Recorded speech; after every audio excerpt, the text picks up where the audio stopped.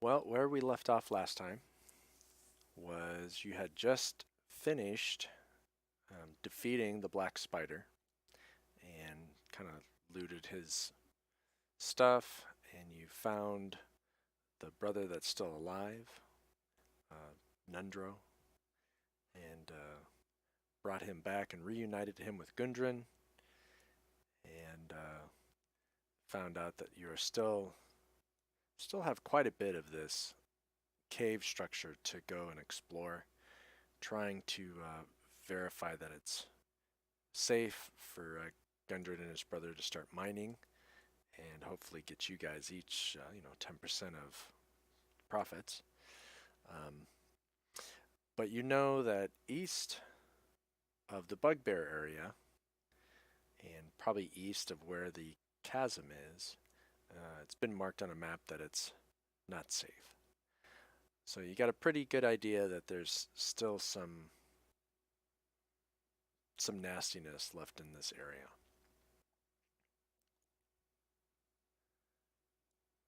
Yeah, and we know Sturges came out of that area from the To the east. east, that's right.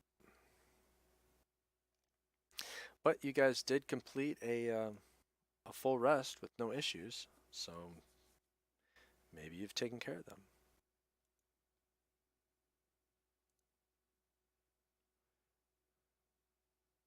Shall we see? Yeah, we might as well go poke our heads in where they probably don't belong. All right.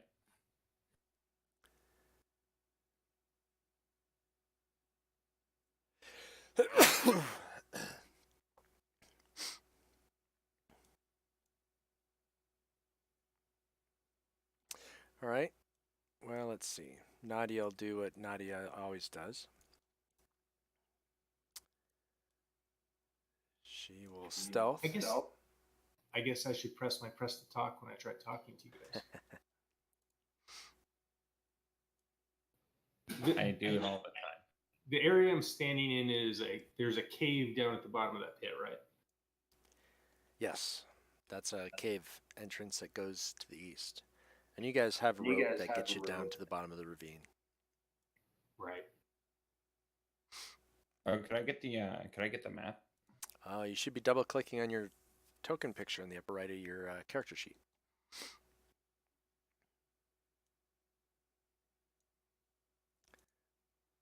Yeah.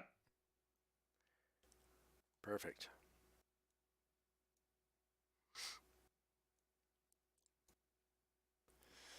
All right, let me see.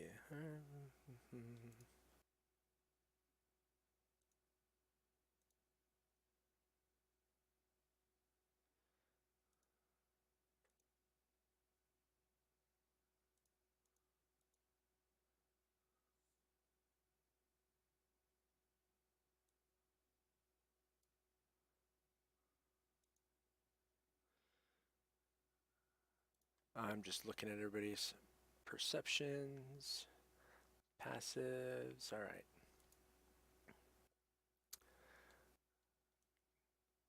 Okay, Nadia, I'll get to here. Let me start uncovering some stuff.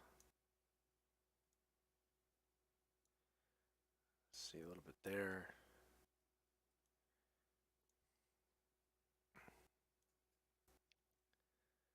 Gonna stealth up to here. And that's worked tunnels as opposed to what we're walking through is an unworked tunnel, right? Correct. Okay.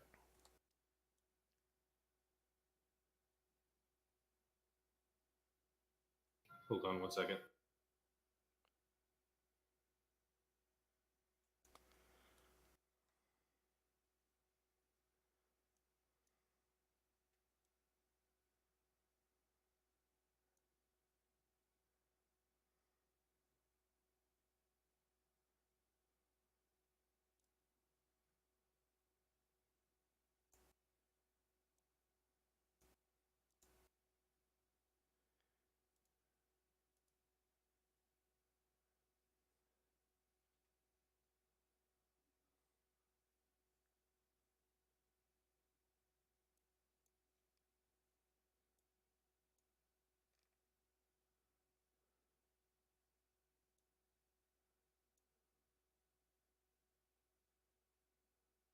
All right, I'm back.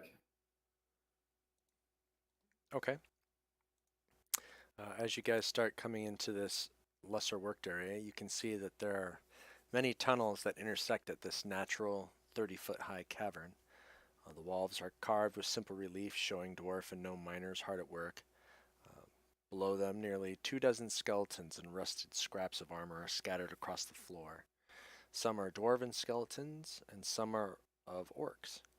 Half a dozen large brass lanterns stand in niches or on ledges around the cavern, but none are lit.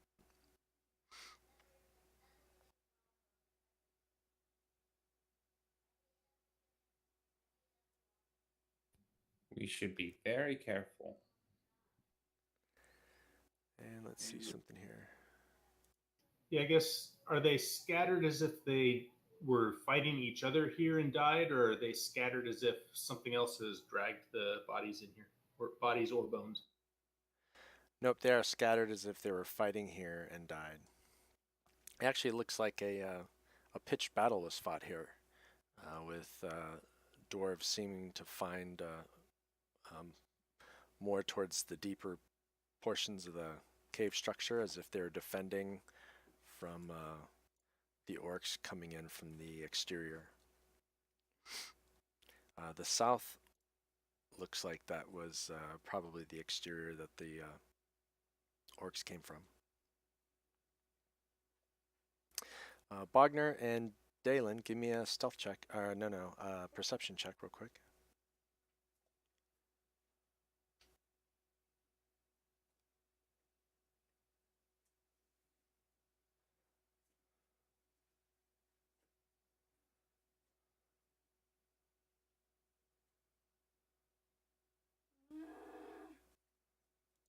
All right.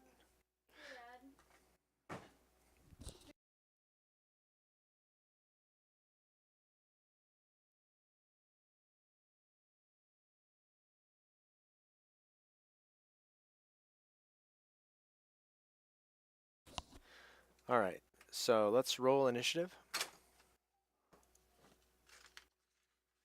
How do I make my token smaller?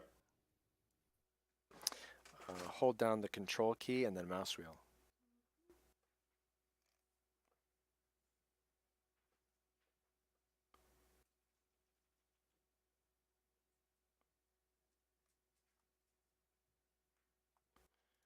All right.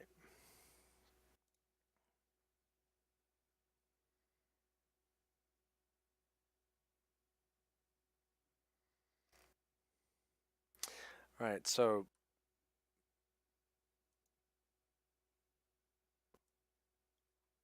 as you're walking in, everybody's looking around, but Bogner happens to look up and shouts a warning, just as we notice that there are still some sturges here nesting on the roof, and they have broken free and seem to be coming down.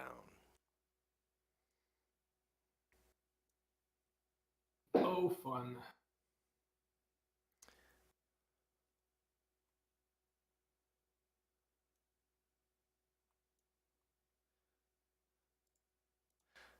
All right, so I'll lock tokens.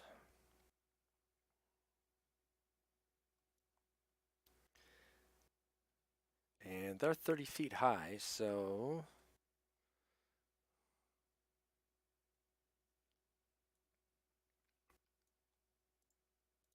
I'm going to say it actually flies down 30 feet.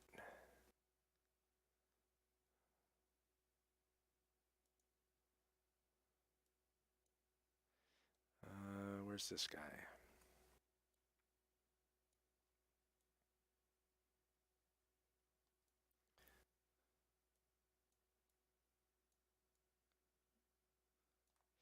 This guy can fly down at an angle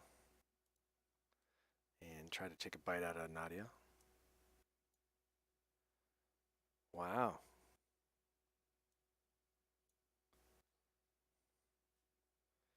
Ouch.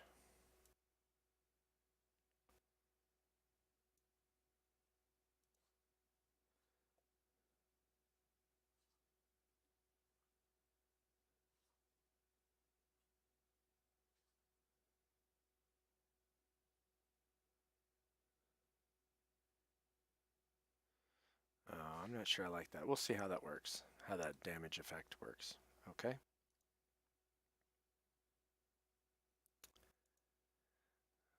Let's see, 14.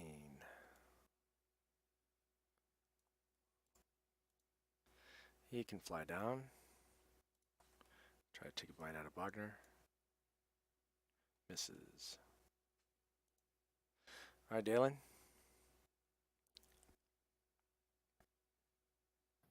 All right. I can I squeeze between Bogner? Is the surge preventing me from getting past it? Like the one You surge? know, What is it? I'm gonna say no. The Sturge is kind of flying down. It's not really holding ground. So you can kind of duck and step through.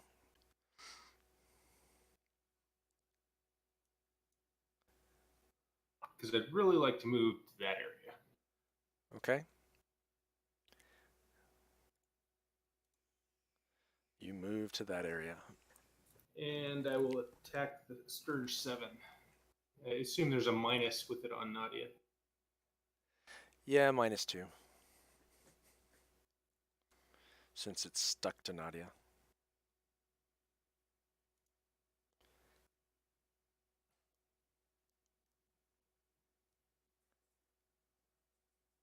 But you still hit. These things are squishy. Yep.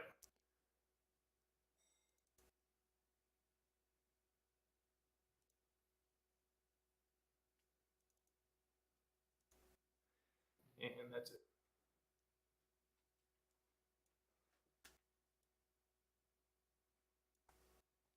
The Sturge flies down to ground level.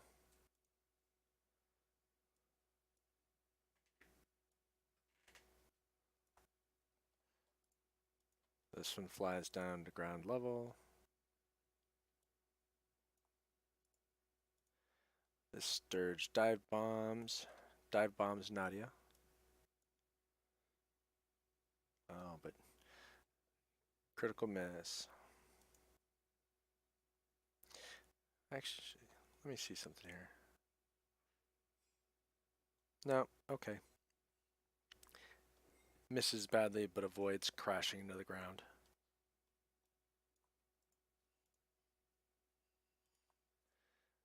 Alright, Dalen's moved up into the prime spot, so they're going to take some bites out of you, or try to.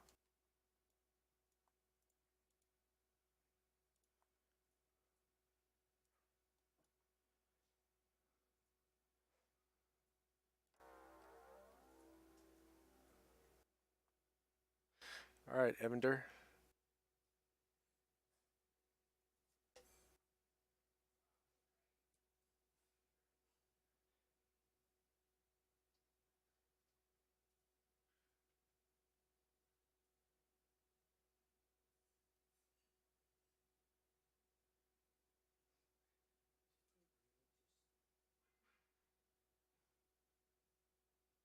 Oh, can I use my bonus action to attack again? If you don't have a ability that allows you to do a bonus action attack, then no. Okay. Then pass turn. Okay. I think the only bonus action you have are bardic inspirations and like healing words. But you did a hand crossbow, so well, you could still do a healing word, but I don't know if anybody's really that damaged. Yeah, I'll go ahead and pass it. All right.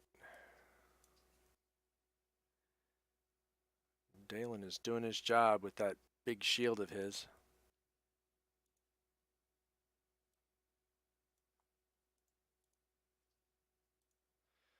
All right, Tertius.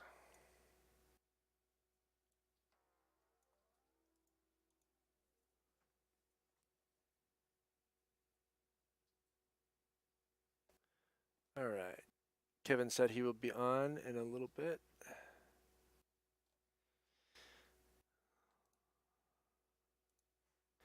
Tertius is going to do a produce flame.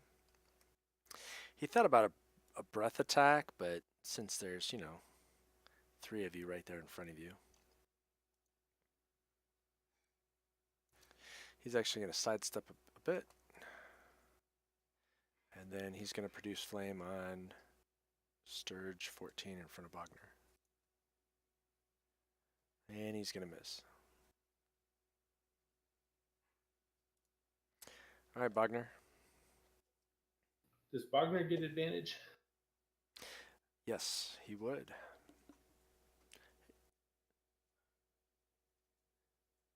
Hey, Jared, is there a place you can kind of relax for a minute?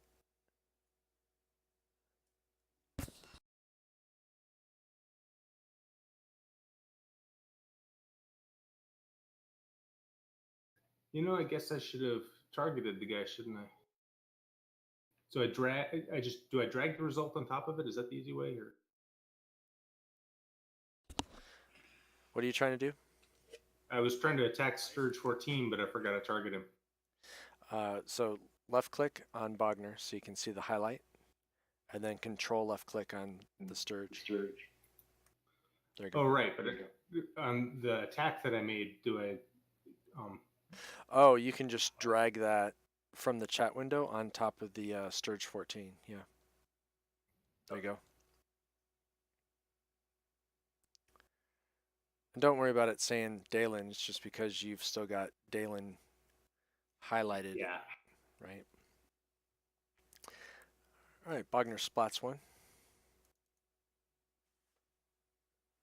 And Bogner's then going to move up here at least. Is there room between the wall and Dalen? It's on the south side? Yeah, I would say so. You could probably sneak in there. All right. I'll actually move in there then. Okay. You'll give the one Sturge an opportunity attack, but it's probably not a big deal. Yeah, hopefully not worrying about it. Oh, wow. Nope. It hits.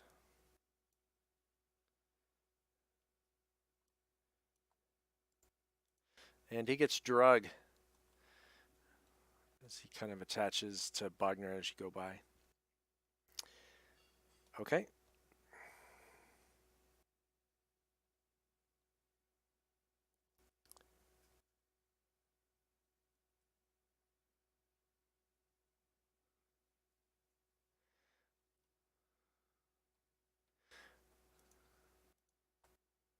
All right, Nadia can try to return the favor.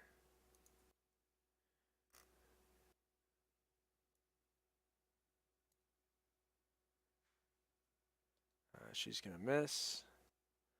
Then she's going to do an unarmed strike. And she'll hit. And she's going to kill that one.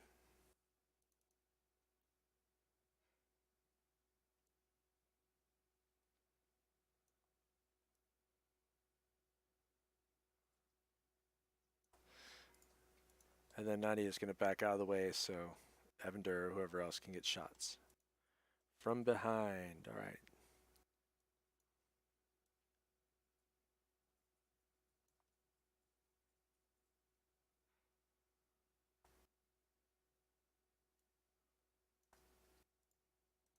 Sturge flies around in a big loop, goes after Bogner. Misses. Dalen, you're up. Starting to potentially be flanked, but that one kind of just sweeping went after Bogner, so. I'll get the one right in front of me.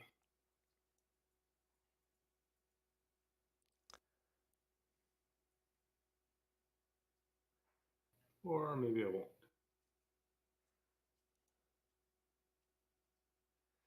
Roll me a percentage die.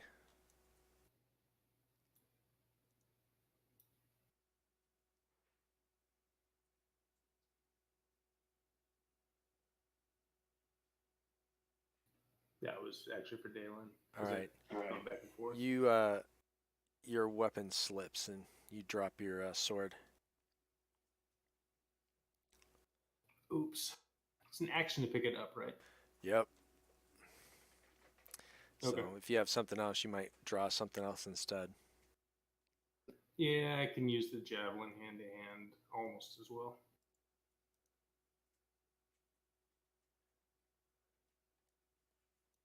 This Sturge flies by you. You want to try to punch it? Yeah, sure. Just Hey, give me a non-magic weapon attack. Hey guys. Hey.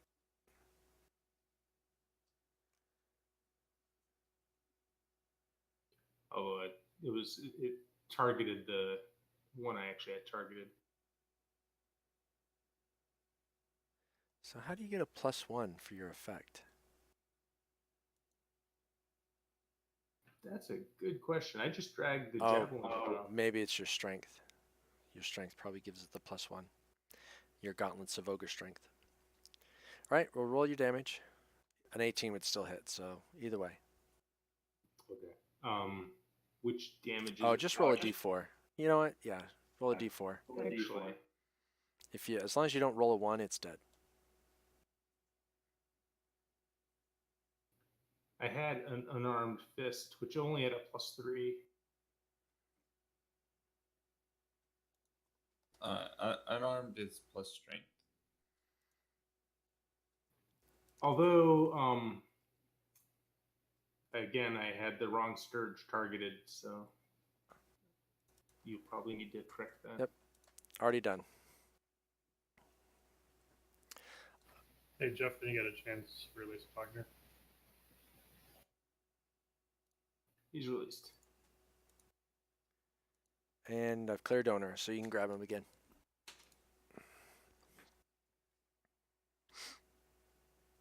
We went after the Sturges, found him.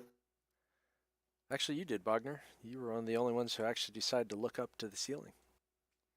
Which is strange, because normally Nadia is like the first one to start climbing up there.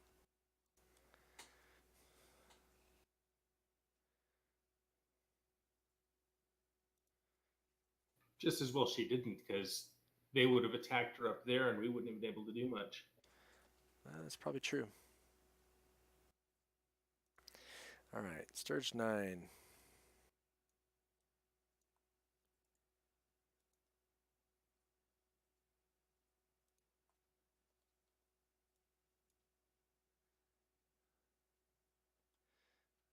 He's going to miss. Sturge 6. Going to miss. Sturge 12.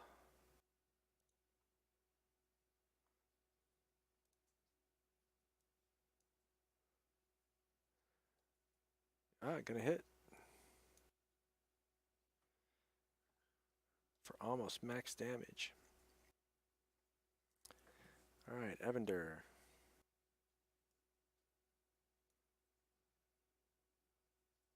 I will pull out my rapier and move forward.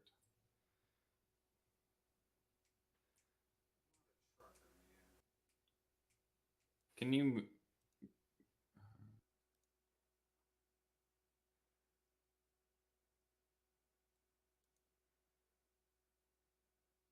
Yep. And then click on this other one over here, and you'll untarget that guy.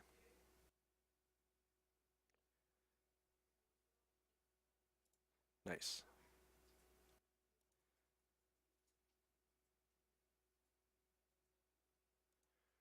All right, rapier away.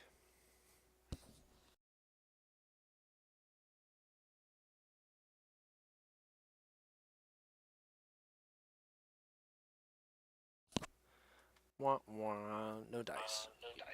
Healing words on. Yeah, probably Nadia. Nadia's taking the most damage. I'll do it on Nadia.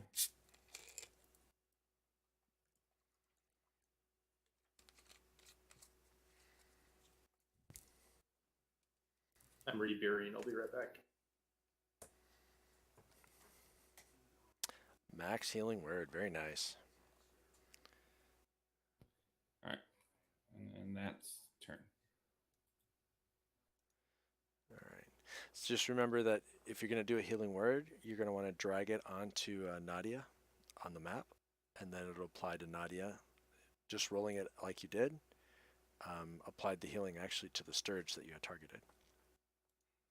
So not a big deal. Just something to keep in mind.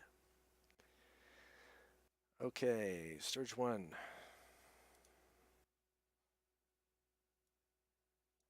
Going after Dalen.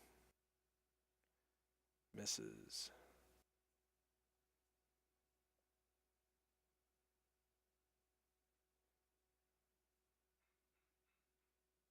Oh, okay.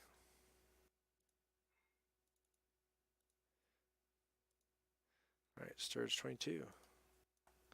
He flies in.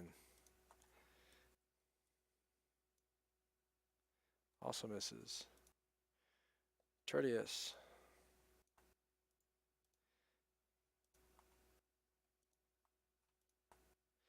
He's going to do produce flame again. And he's going to miss. All right, Bogner. You almost might as well do the breath weapon at this rate. Yeah, he'd take out all but one. Well, if he and Nadia switch places, he'd probably, yeah, he'd still only take out all but one.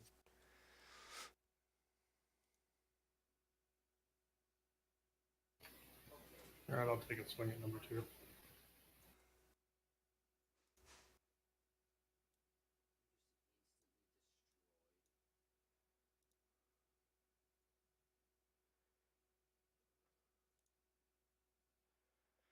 Did.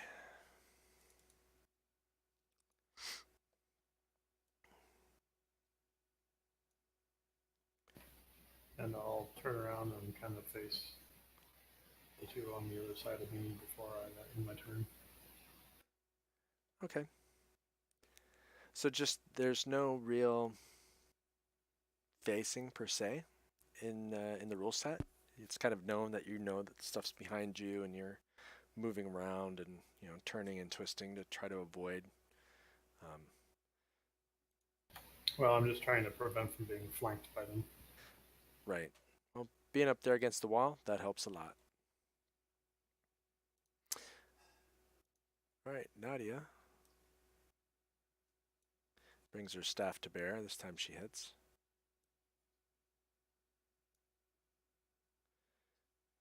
Kills one.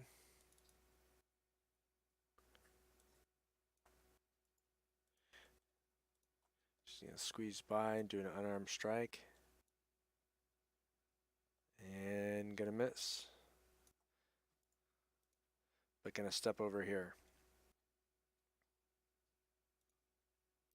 All right, Dalen. All right, I'm going to attack Sturge 1 again, this time with the javelin. All right. And we'll just assume that you're just stabbing it, not throwing the javelin at it. So. Oh, yeah. I dragged the melee version of it. Ah, perfect.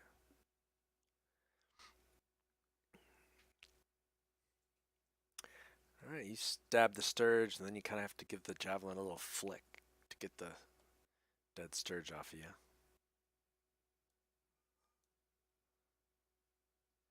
That one misses. Uh-oh. This is the one that bit you before, isn't it? He sucks a little more blood out of you. Yeah, I couldn't remember which one they bit. All right, Bard.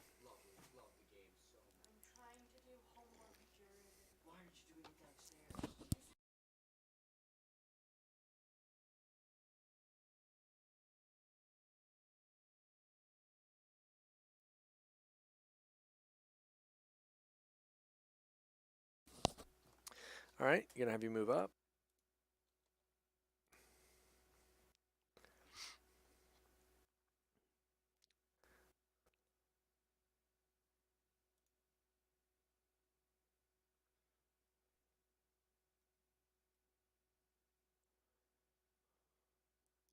Yep, you got him targeted. Go for it. You can roll.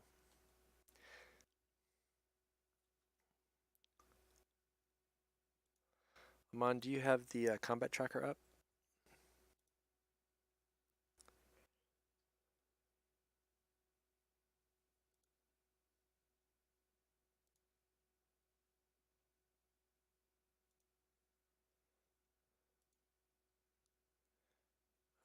Push the talk so we can hear you. Oh, sorry. So, yeah, I moved up, and then I missed with the rapier, and then I'm Gotcha. doing a let's see, yeah, and then I will pass. Okay.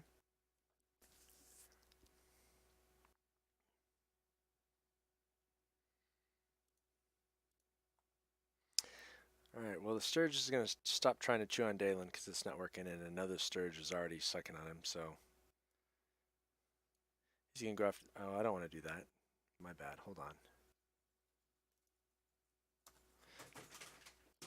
I'll zero that out. All right. Oh, but he hits anyway. All right. 1 point less. All right. So Sturge 22 is now sucking on Evander.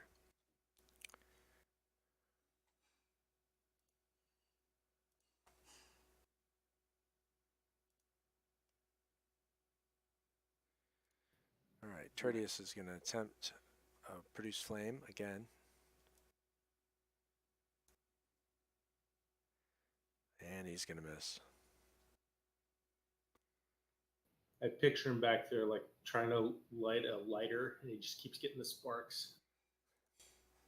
That's probably the equivalent. He's really just kind of shooting these little sparklers out.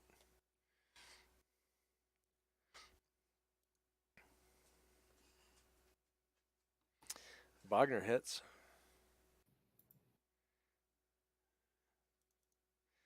Splats another one.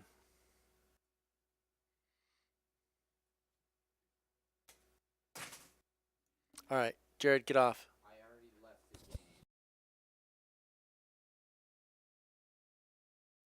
I'll move up before I end the turn.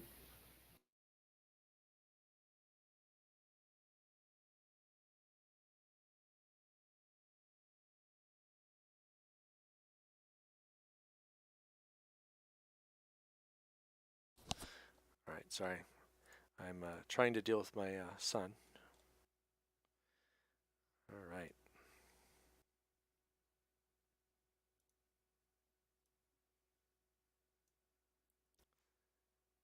Even with -2, that'll hit.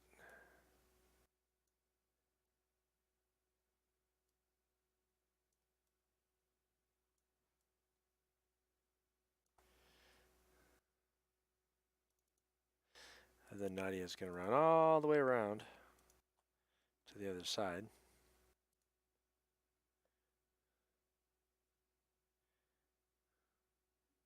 Now, did 6 hit? 6 did hit. Or no? Who hit? No, it was the one that just died that it hit Evander.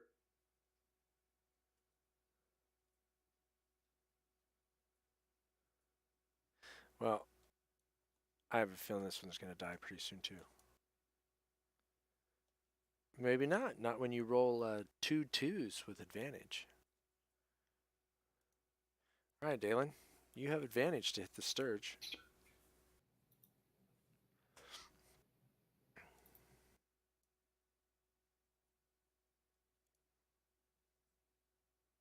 Ah, nice crit.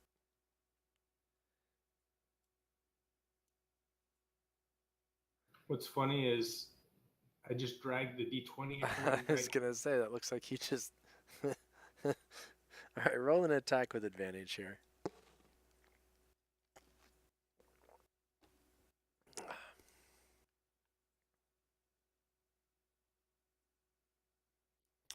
All right. Not that I needed to crit.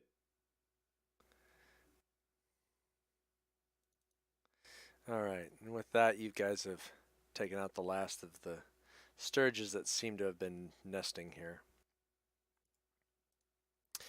I will unlock tokens.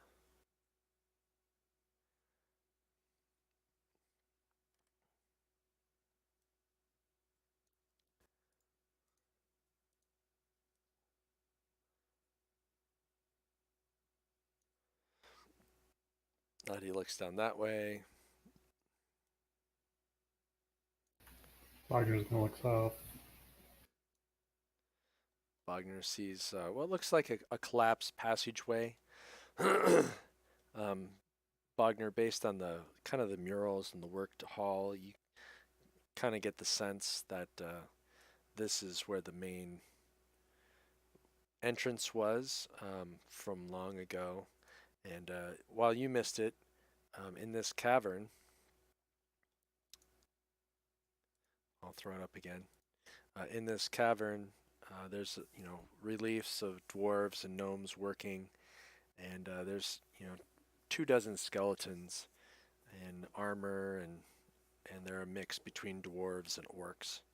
And the dwarves look like they were fighting a pitched defensive battle in this entryway. They're mostly with their backs, guarding the paths in deeper, and the orcs are mostly on the internal side of the cavern. But they've been dead a long time. Tertius brings up Produce Flame again, so he can see and Evander can see.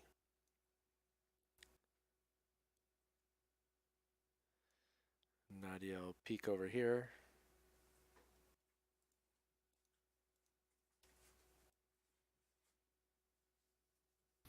Alright, I want to hold here, but I'm gonna suggest to Balin that he search the bodies there.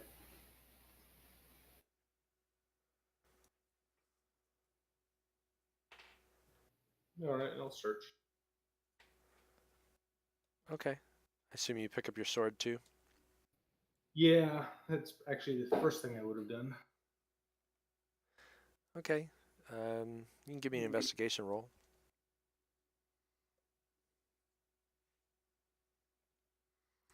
All right, you go through and yeah, you're pretty certain that there's nothing really of value amongst the corpses.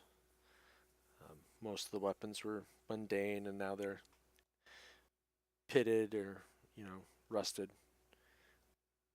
Anything of value has long been either looted or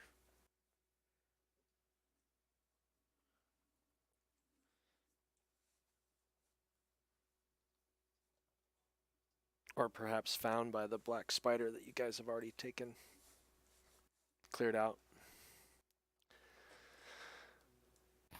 Well, I'm gonna vote for heading south before we go north. Okay. Yeah, I agree.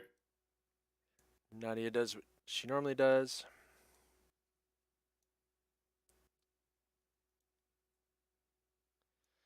Comes across two doors. Let you guys know that there's two doors there. And she'll come down to this one and do a perception. She's going to listen.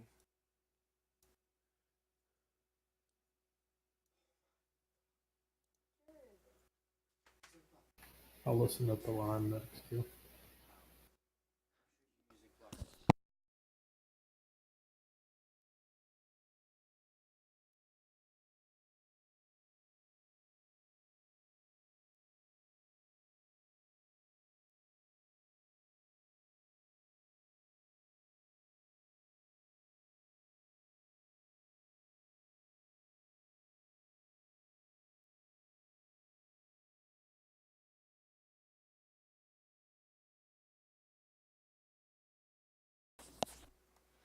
All right, let me see. What's your perception there, Bogner?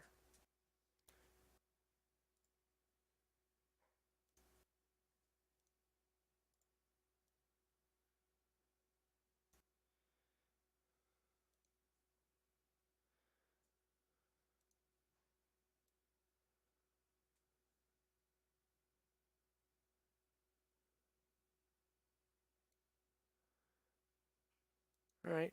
both you and Nadia look at each other and shake your head. You know, you're not hearing anything.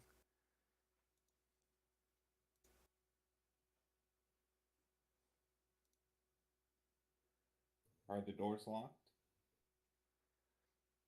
Yeah, they don't seem to be.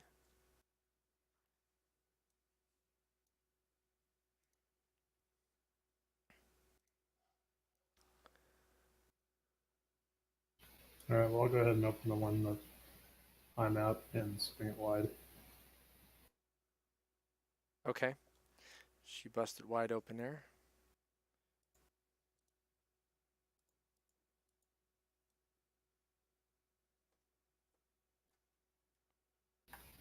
Not trying to take it off the hinges, though.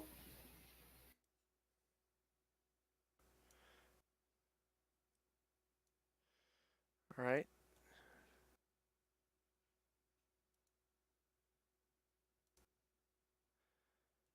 So what you see is splintered stone benches and heaps of rubble from a partially collapsed ceiling, fill the room.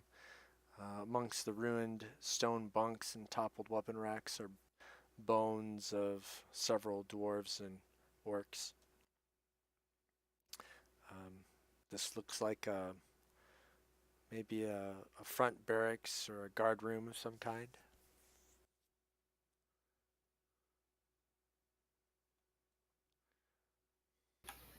All right, I'll search it. Okay, so everybody else gets one move. Bogner comes in. Dalen, do you follow? Yeah.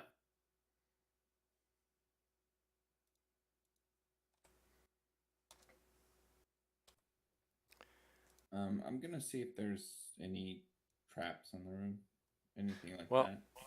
as soon as we get to here, and since Evander, you came from the other side of the hallway, you get to there. And everybody roll initiative again. Because the bones stir.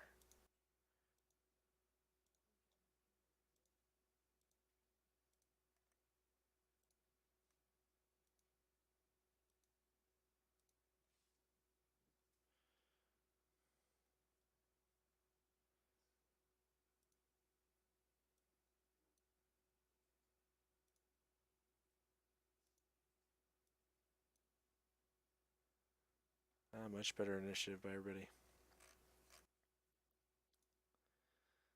All right.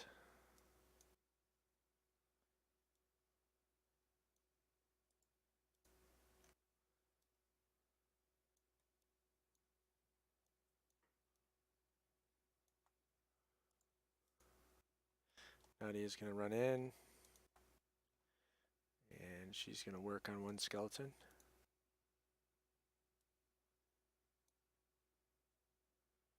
And she's going to hit.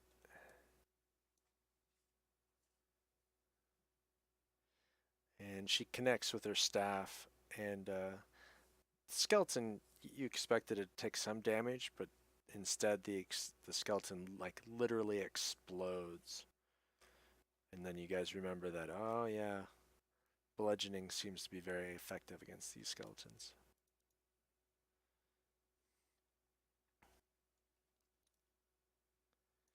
And then she's gonna back up to the door just here.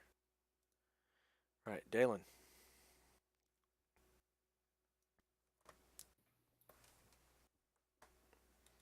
I'll move up to this one. All right.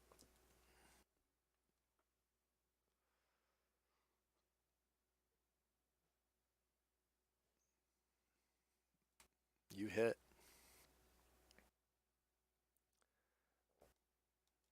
But not very well. It does not explode.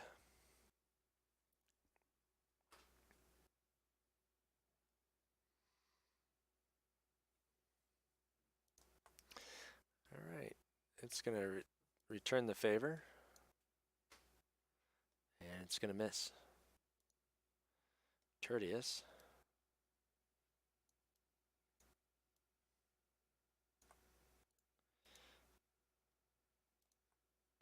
It's going to come in.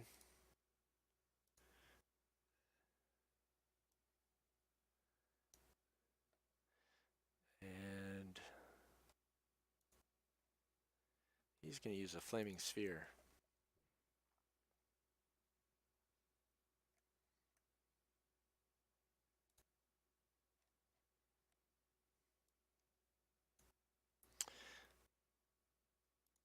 Let's see, what's his range? 60 feet.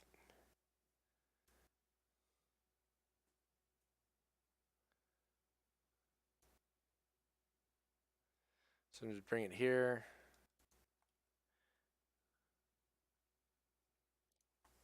He's going to slam the sphere against skeleton 20.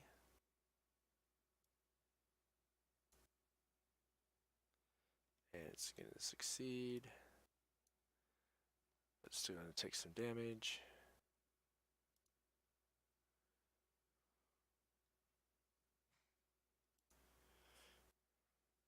Alright, skeleton 17.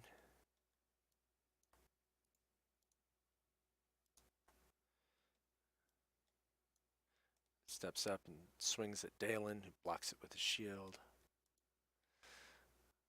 Alright, skeleton 12.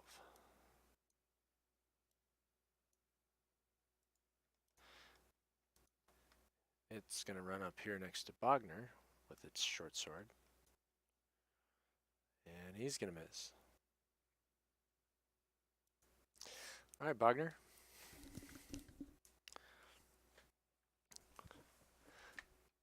These are the things you love to fight. They're almost one touch against you.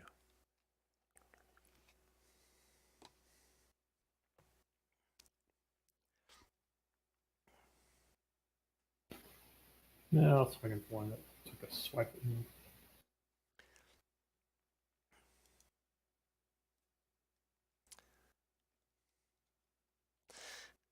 As you thought about preparing yourself to shatter 17 to little bits, this one comes up behind you and you swing and kind of miss as you turn wide. Alright. Skeleton 19, where you at?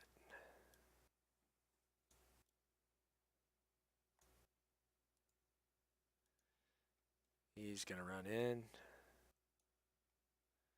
And he's going to miss Dalen. You're going to have to repaint your shield. Starting to take some hits. Alright, Bard, you want to move in? Yeah. Okay.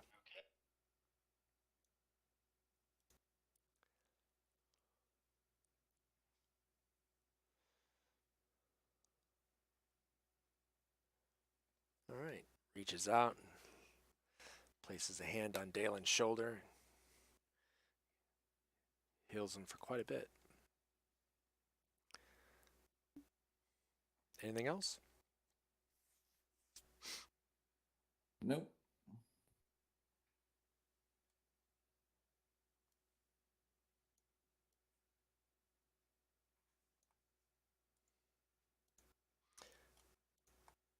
The skeleton just comes in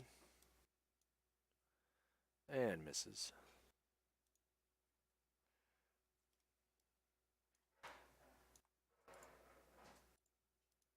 The skeleton comes in and he misses. But he ends his turn and he's going to take some fire damage.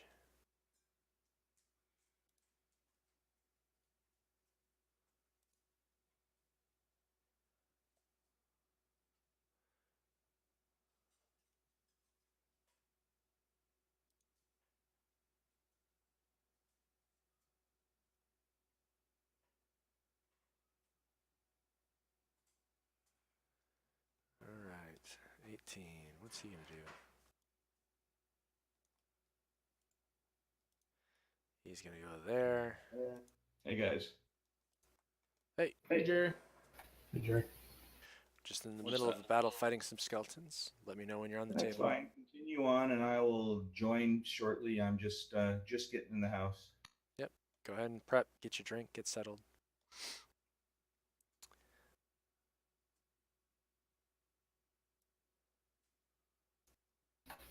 Where's Greater Cleveland? You need it.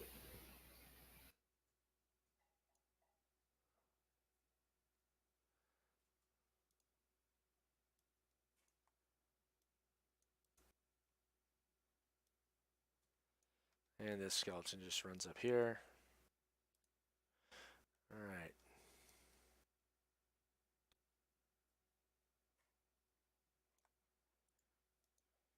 Nadia's going to come up to here.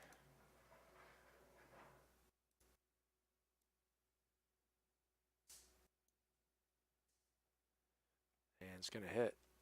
Good thing it had advantage. And pulverizes that one.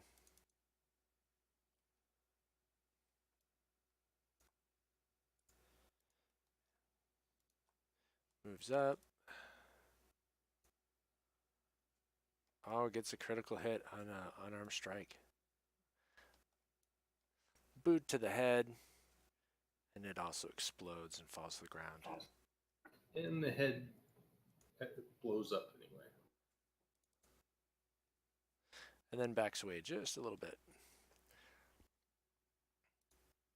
All right. Dalen, once again, you seem to be the center of attention of this fight. Yeah, that's how it works sometimes. I'm going to attack the same guy I attacked last time.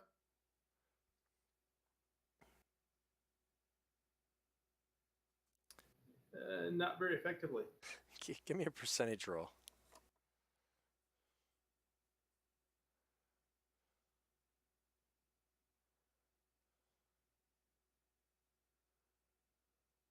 All right, you keep your weapon. Yeah, if I lost it again, I think I might need another full rest just to clean it. I was going to say, yeah, you probably got some gore on there. You need to clean off the grip.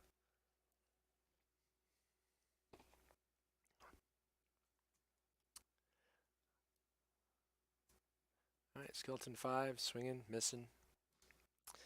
Tertius.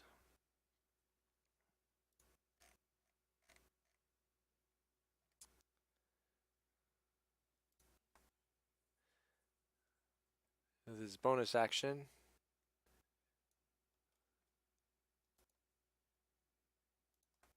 he's going to bounce the flaming sphere off of skeleton 18. This time it's going to fail. And not great damage, so it's still standing.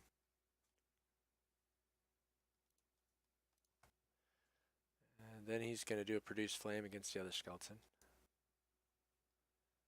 Oh, and he's going to hit this time. And for some 5 points. All right, skeleton 17. This time he gets a good swipe in on Dalen. And does some damage. All right, Bogner.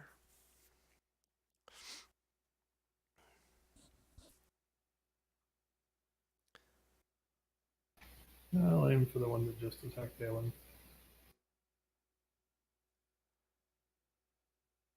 You hit him.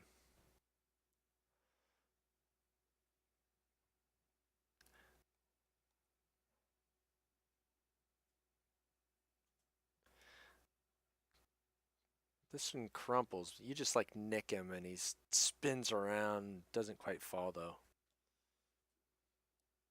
Or his head spins around, but the rest of the torso stays up. Right.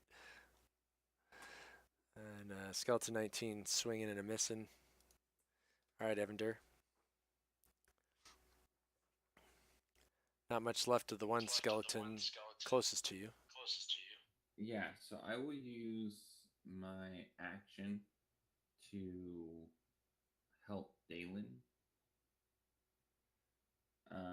And then I will use Bardic Inspiration on Faulkner. So you're going to help Dalen attack? Yeah, which I think with the rules it just grants him advantage.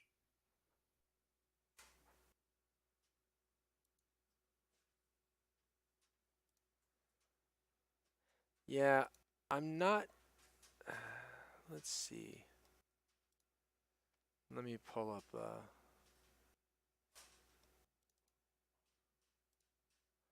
I'm not sure you can assist an attack.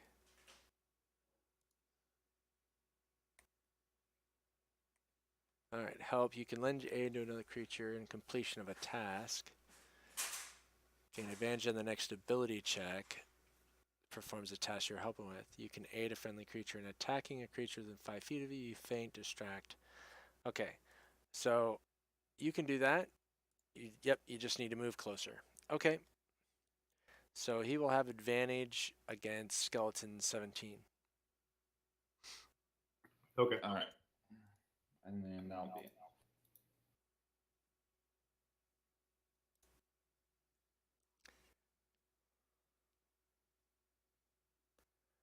All right, now who'd you give Bardic Inspiration to? Or did you? Yeah, I gave it to Dalen. I wanted to Oh, do I it see it. I see it now. Okay. Right. All right. Swinging against Bogner. It's going to miss.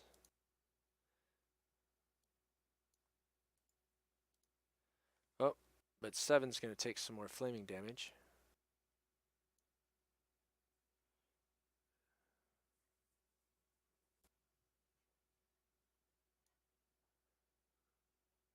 All right, 18's going to move up. And it's going to miss.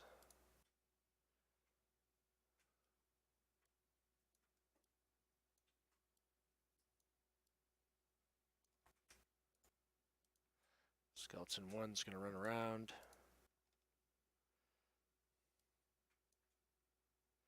And it's going to miss a swipe against Bogner.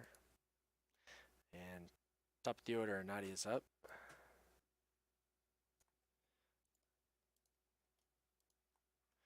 Nadia's going to come in and with advantage.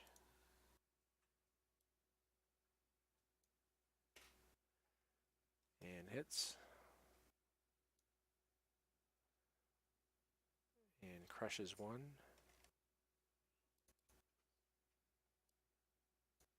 All right, I'm back. Okay. Okay. Nadia is the Bone Slayer. And then she's going to come up and with advantage. Whose bone did I slay? Beat on another skeleton. So I just Four of them. Since this fight started, 4 of them in one fight. I've been what? Killing skeletons because they're vulnerable to bludgeoning damage. Ah, gotcha. So you and Bogner have been crushing stuff. Phoenix Basically, Rising wins 1-0. Yeah. Hence the Bone Slayer. And then Puts she'll us back into up. first position. Basically, Bogner attracts them all, and then you kind of step up behind them and smack them with advantage, and then they go down. All right, Dalen, you have advantage against Skeleton 17. Okay. All right. Do we have Amon on tonight? Yep, he's here. He's running Yes, Evan. I'm here. Hi, Amon. Hello.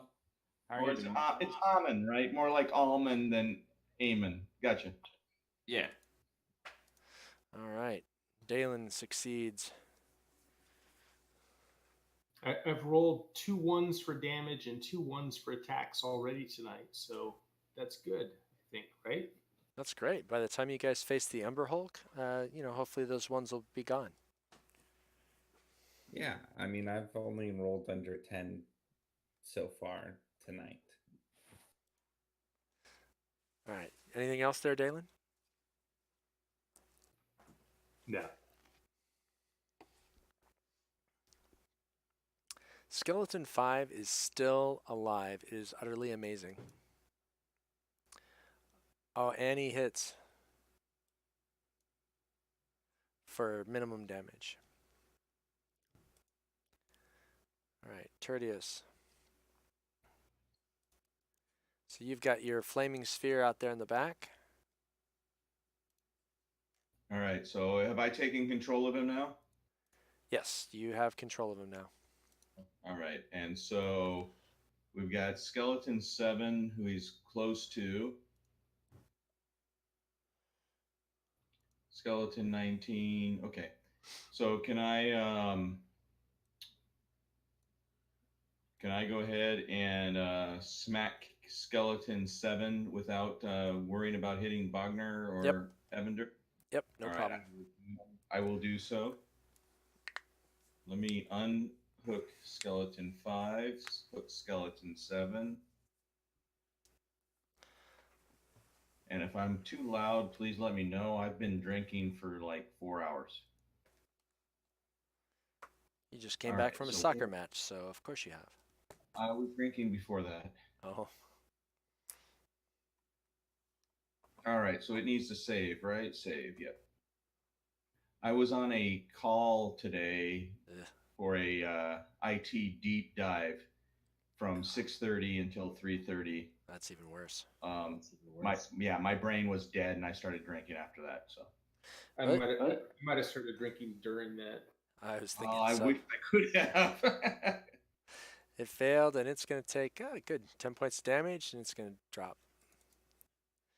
All right. Okay. With your action, what do you want to do? Produce My flame? action, I'm going to go ahead and try to hit with a produce flame. Yep. No negative, straight on. Okay. I've got it targeted, and I miss. With that, though, I think, yeah, he's going to stay there. That's a good position where he's at. Yeah, he's got a So nice I will wall call of that- people. Yeah, I'll call it a day. All right, Bogner, you can step up and just into the right next to Dalen without being affected by that flaming sphere that's out.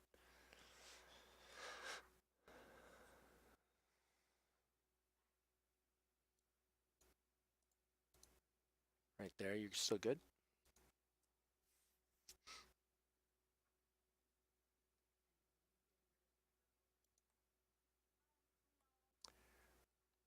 Oh, misses.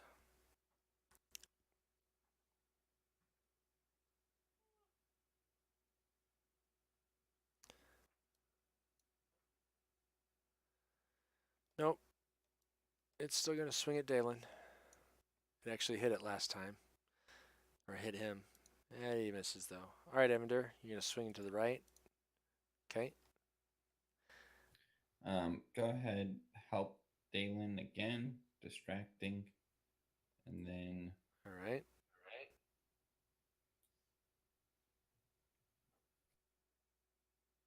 So casting Cure Wounds is an action. So you can either Cure Wounds and distract, or you can, it's either or you can distract and do a healing word.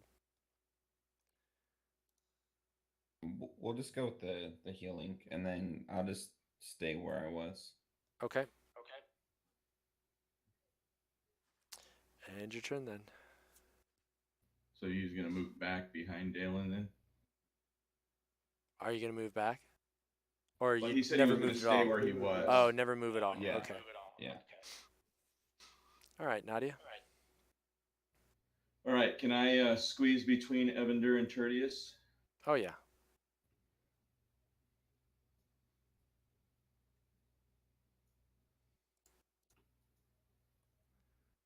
I will try to smack Skeleton 5. And I will start with the Staff of Defense.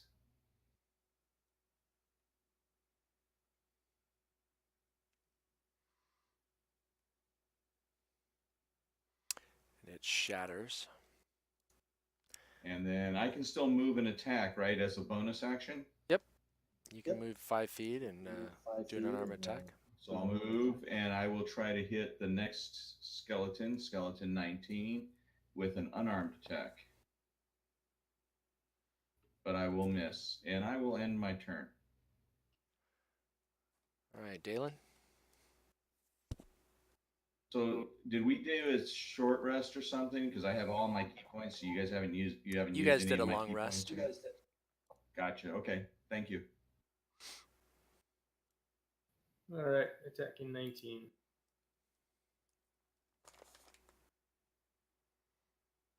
Ah, that hits. Another one. But at least it's on the damage, not the roll. Yeah. In some ways, on the roll is almost as entertaining, or more entertaining. True enough. All right, Tertius. Okay. Well, Tertius doesn't want to smack it with the sphere. Yeah. He's worried about it'll damage Wagner.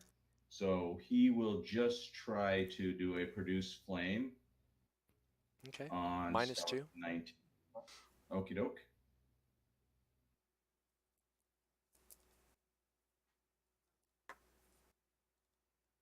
That hits. And Max enough damage. Boom. All right. Lights it on fire.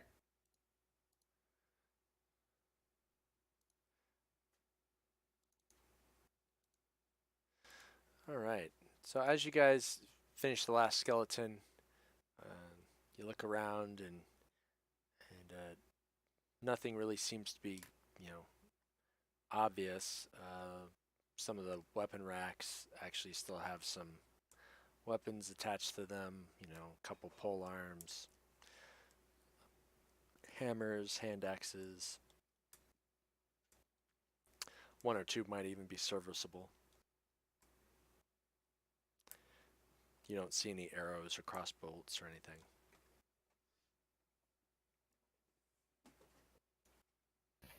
Well, if there's anything that looks There- like there's it's a- valuable, there's a we'll hammer. take it and sell it. Give me an investigation check. All of us are just Whoever's looking to see if there's any valuables or any your weapons of worth. So how do you change the color of your dice? Go to the upper right of the table, and you see that little painter's Which palette. table? The whole Fantasy Grounds table. Ah, Looks like the Bob Ross color palette. Bob Ross, that's awesome. Yep. Click on that, and you'll get a color pop up, and then you can adjust the colors.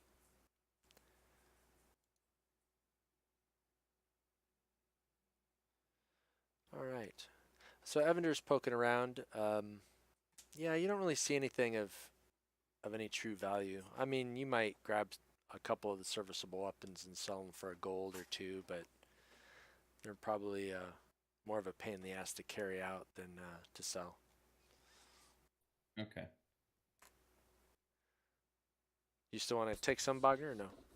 I just kind of wanted to get the hammer so that if I need to do bludgeoning damage, in case skeletons pop up again. Oh, you want to see if there's a hammer? Are you proficient in a hammer? No.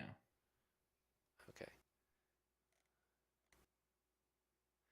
So Roll I'm- me a percentage there, Evander. So while he's doing that, Jimmy, so what are the Dwarven brothers doing? Are they just hanging back at the camp? Yes, they are just kind of keeping camp set up and still kind of mourning for their dead brother Tharden. All right, so we did a long rest up at the camp, then we came back down and we started wanting to look the other direction on the chasm. Yeah, we killed 10 sturges in the larger open area just north of us. Okay, thank you. All right, Evander, did you roll me a percentage dice? Yeah, how do you roll percentage? Right click on the D10. And then select percentage. There you go. Okay, you find a hammer, but it's kind of rusty. So Okay.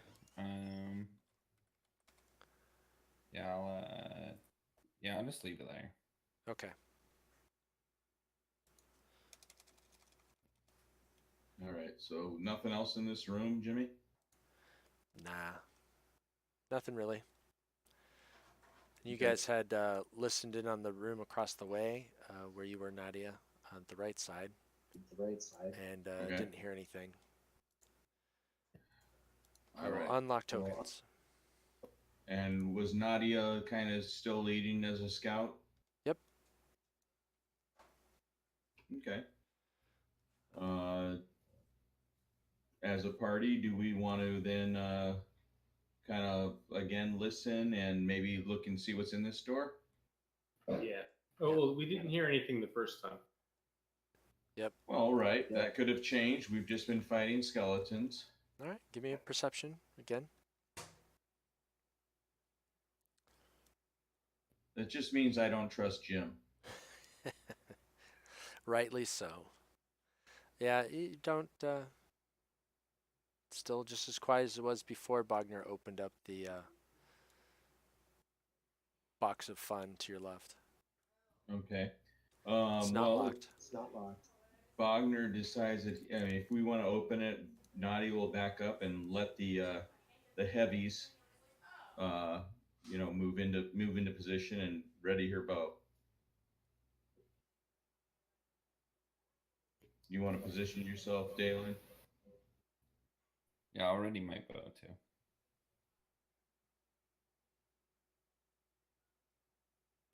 Yeah, I'll go ahead and open it and swing it wide again. The position. All right. Bogner swings it wide. This chamber was once an office or maybe a storeroom of some kind. Large stone counter bisects the room, set with 3 dusty balance scales made of iron. Cubby holes carved into the north wall are stuffed with paper scraps. There's dust everywhere. Several long dead corpses of gnomes and orcs, by their look, are all over the floor. Okay. I'll go ahead and move in and see if everything moves again. Okay. You move in, kind of haphazardly, smack an orc skeleton with your hammer as you walk by, and the orc skull just kind of crumbles to dust due to age and being a hammer, but nothing seems to stand up at this time. All right, we'll search it. Okay. As you looking around within the room, you look at the cubby holes and touch a couple pieces of the dusty paper, and they just disintegrate as soon as you barely touch them. You do know that you can see a couple of the scraps. They're rolled up, but you can read some of the writing on them still, and it looks like they're records of weights and payouts. You kind of get a look and can see a couple records that talk about some gems and the weight of the gem carats. Behind the counter, there's a locked iron strongbox. And you know it's locked because it's got a big fat padlock on the outside of it.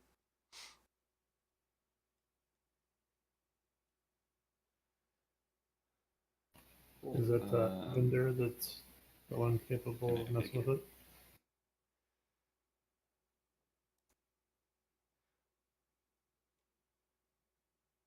Yeah, Evander has capability to pick locks.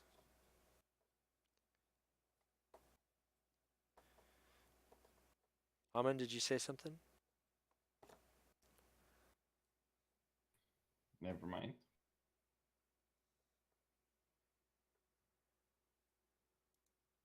So what do you guys want to do with the lockbox?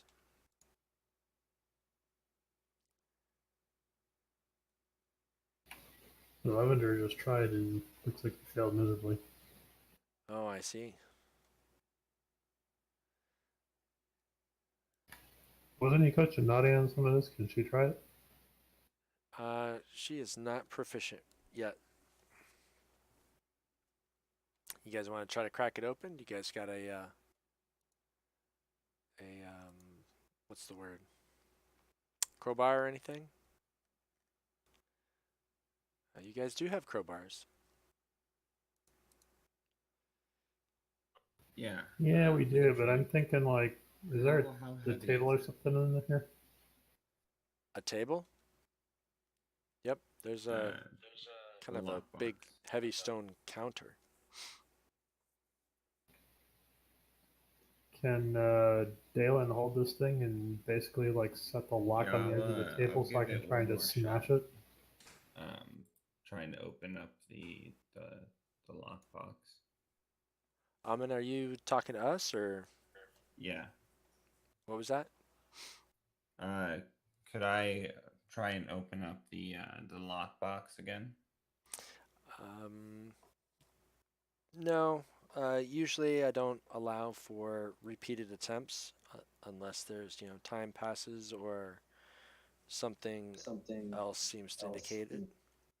Can Nadia try? She's been trying to train. Right. You're not proficient yet with thieves' tools. Right. Can I do it at a negative or no? Well, first let's see what Bogner was going to start with this lock break.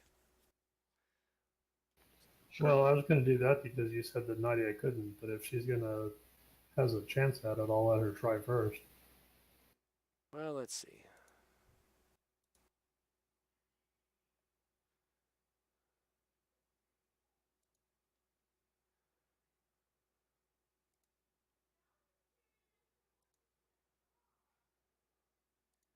Yeah, sure. -2. All right. I'm not going to move my token. And I'm doing Thieves' Tools. Yep.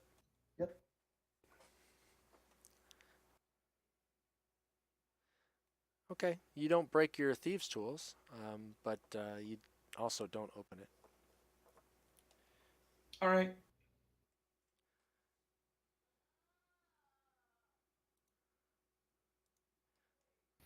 All right, Dale, and hold this thing to where the lock's on the table, but the box isn't, so I have something that I can aim for. All right. So, Bogner, sorry, are you smacking it? Yeah, man, I'm trying to hit it with my hammer. The lock. Okay. With advantage, since Dalen's kind of, holding it at the right angle and trying to maximize your force. So just an attack with no target. Yeah. Just throw advantage on it. See what you get. Okay. Yeah. You clip it, and with Dalen holding the chest at just the right angle, all the force behind your hammer drives through that chest lid and basically shears the lock off on the stone counter. Takes a chunk of the stone counter off, but lockbox is open. Awesome. So you open. In fact, the lid almost pops off, and a couple coins spill out. But all in all, you guys find several hundred copper, almost a couple hundred silver, and then almost 100 electrum and half that in gold. And I will throw that into party sheet. All right. All right, AFK minute. Go ahead and just move me with the group.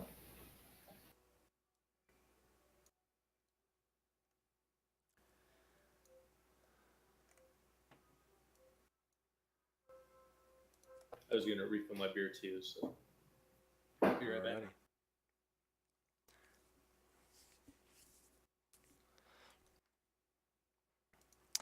So, Jerry, just to recap, in this 30-foot high cavern that you're in right now, you can see that there's a lot of fighting between dwarves and orcs. And it looks like the orc bodies are kind of in the interior, kind of mostly at the edges of this circle, if you will. And then the dwarves are kind of more in a defensive array, trying to guard off the different tunnels. And it looks like a very nasty pitched battle was fought here. And that's where all these dwarven and orcish corpses are from. All right. Was there a rhyme or reason as to why we went into the main chamber instead of going left as we came down this passage? The reason, no rhyme, unfortunately. But the reason was, as you guys were scouting from this corner over here on the west side, Bogner spotted sturges that were still nesting in the area, and they had come down. Well, then there is a reason. Yep. That's Okay. what I said. No rhyme, just reason.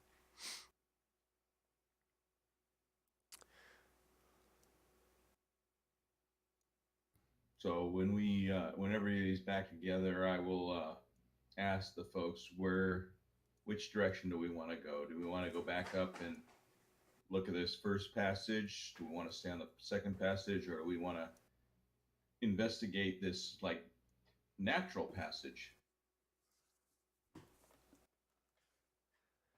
All right, it's bedtime, guys.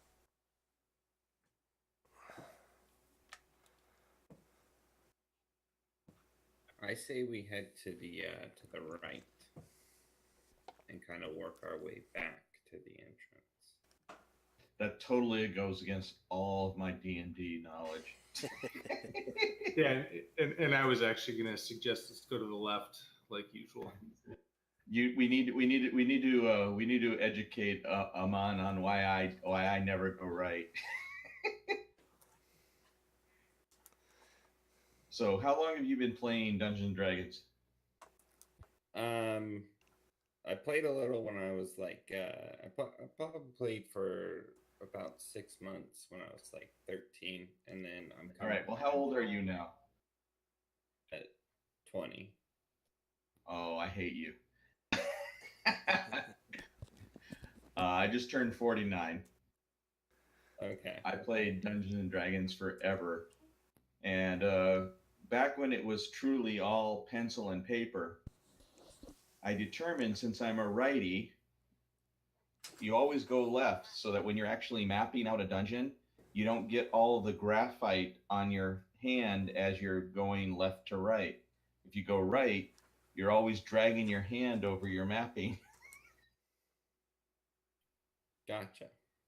So that's why whenever you hear me, I always go left.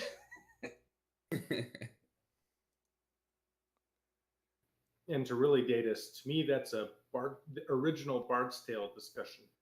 Yep. How is that original Bard's Tale discussion? That's when I started doing that kind of mapping. Yep. Oh, okay. Do you remember when because when the mapping used to be on a hex grid. 10, right? Or a hex 6. 6 or 10? 10. I'm back. All right. So got 2 votes left, 1 vote right. yeah, we've got Nadia that always wants to go left. But I'm good either way. So which way do we want to go? Let's go left. Oh, we've broken Amon down. All right. Nadia will go ahead and move up to, where we first saw the sturges, I guess. And then, look and make sure that there's nothing that's like appeared since we've been gone. Nothing's appeared. All the dead sturges are still lying where they were before. Oh, I was more looking north to make sure there was nothing that was coming down. Nothing had hurt us and was investigating. But apparently nothing did. So we'll go ahead and... So would Wagner realize if those always connect or not? You suspect they do. To the north? Yeah, you suspect they do. All right, I'm gonna come up here and hold this position while they're going that direction. Okay. Sounds good. How high is this ceiling? Again, you're now back into the worked tunnel, so 6 feet. Okay. I will stay on my feet, but I will again be probing ahead with my staff. Okay. Click, click, click. And I'll come up to a corner. I'm going to come up to the left side. Hopefully I can view both directions. All right, you peek around the left side and you see, the ends of a tunnel. Looks like they stopped mining. To the right, you see the tunnel seems to extend quite a ways. And from Okay. your And I advantage can tell point, now it's the same tunnel, right? Yep. So I'm going to indicate to Dalen to pass along the message to Bogner to go ahead and move ahead forward. Okay. So we're going to pass back, hey, we're going to keep moving forward. It's the same tunnel. Bogner can see that the tunnel to the right just kind of ends. Okay. Nadia will move up to this position, hoping to get a better view ahead. Tertius is just bringing up the rear. I like that Evander's taking a more active role. That's like fun. Okay. So Nadia will, as much as possible, share that we've got another long hallway. It's a worked hallway. We've got what appears to be 2 passages to the left, 1 passage to the right as we move up. The first passage is probably around 30 to 40 feet ahead of us. And she's going to indicate Bogner should come up, through the hallway to her as well.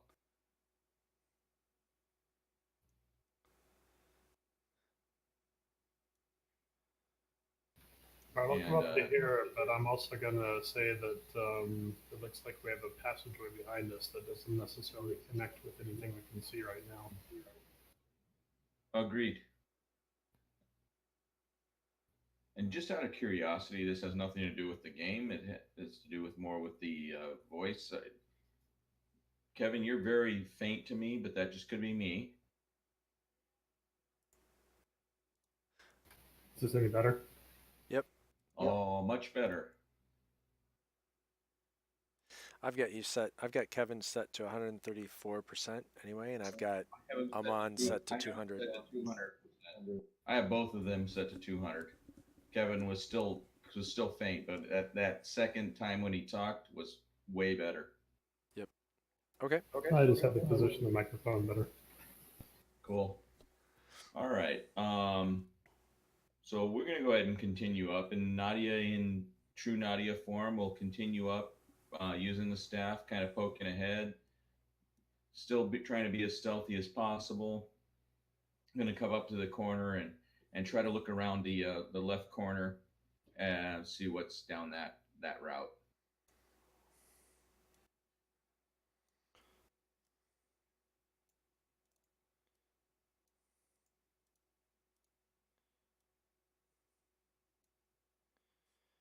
All right. You see more worked passages. Give me a wisdom check. Wisdom. So Main wisdom sheet, left side. on the abilities. Yep. I'm not very wise today. All right.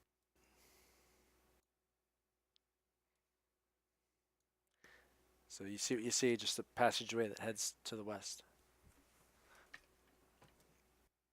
Am I able to see the one that there's a passage to the north, and then there's 2 to the south, and then there's another one to the north further on? Yes. All right. So I will look back and let everybody know what I've seen.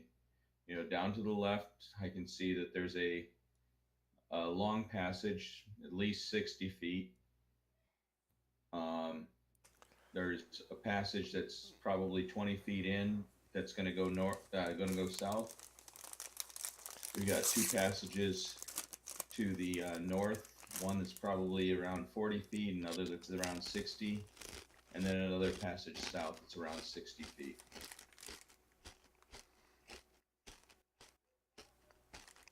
So, I'm going to indicate I'm going to continue down, and I'm going to try to look and see what's in the first south passage, unless somebody says I should not. Sorry for anybody out there. I forgot my mic's hot. Since I haven't heard anything, yeah. Well, I heard go for it now. I will pull up here, and I will, again, peek around the corner, doing my stealth thing. Do I have to keep saying that I'm doing my stealth thing? Because you know I'm doing my stealth thing. I know you're doing your stealth thing. You know, Even as you when peek around, you kind of do a lean and see that that tunnel kind of ends. It was being mined, but it stopped. Okay. I'll let the rest of the group, as much as no worries on that tunnel, and I'll then move up again, and now I'm going to peek around this corner. Okay, you still hanging back there, Bogner? Yep. Okay.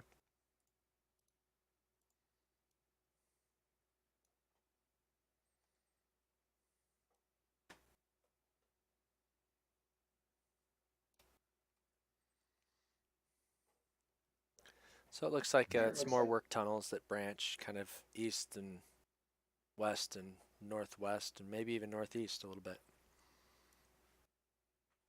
Okay.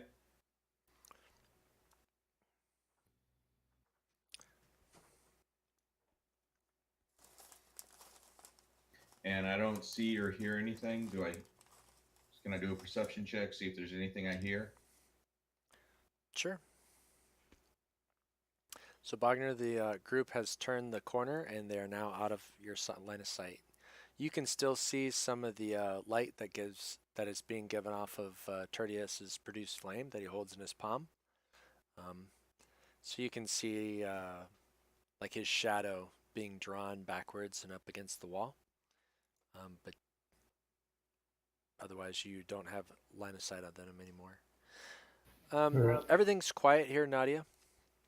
But again, every couple minutes you hear that, whoosh, it sounds like waves crashing, All which right, I don't still recall the makes whoosh you. thing, so that Yeah. must be something new for No, me. that's something we talked about the very beginning. That's why this is called Wave Echo Cave, because it sounds like there's a wave crashing every now and I then. could have been drunk at the time we talked about that. I think you were. All right, I will accept that answer. Um, so Nadia, knowing that there's another, so yeah, I mean, I can see this, and I mean, based on what I can further shaft may meet up with this other one that's right above me to the north. So I'm going to push forward and see what I can see here.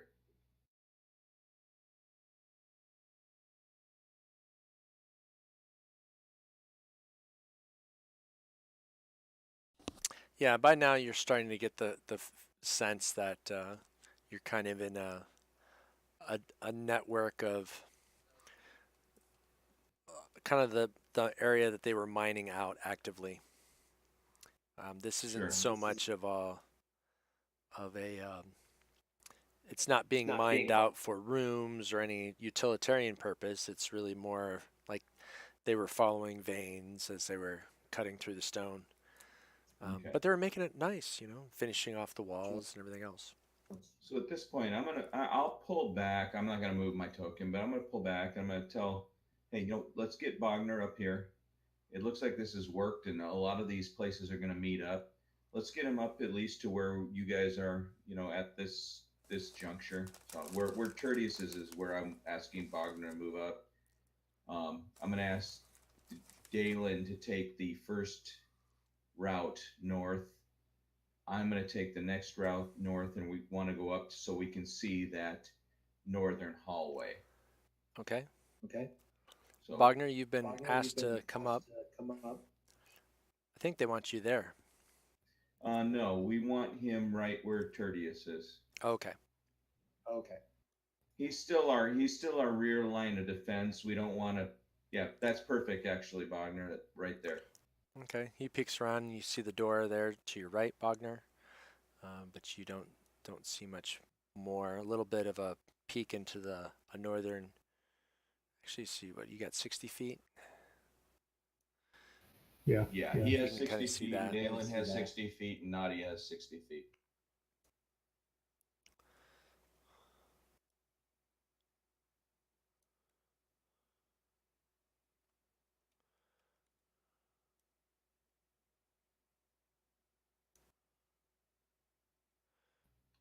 I'll step across the hall so I can see farther north. Sure. Perfect.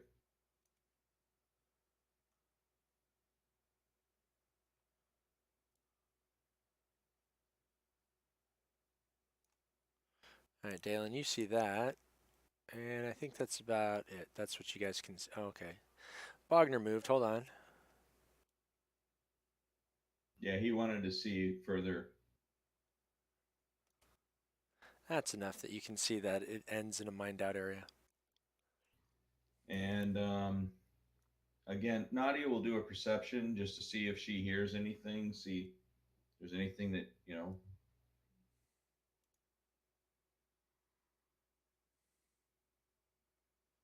No, not this time.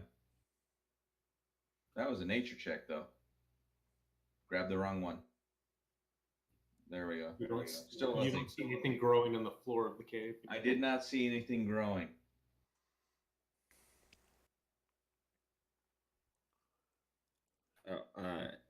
And I'll sneak up across the hallway and kind of peer my head through that hallway.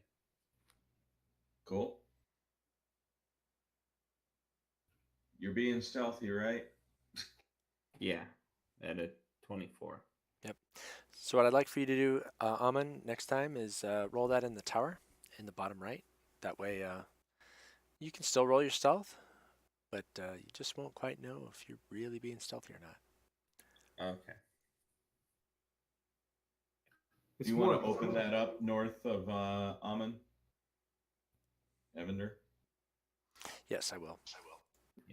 It's probably more important for Bogner and I to not know how stealthy, whether we're being stealthy, although we probably do know we're not being stealthy. You know you're not being stealthy.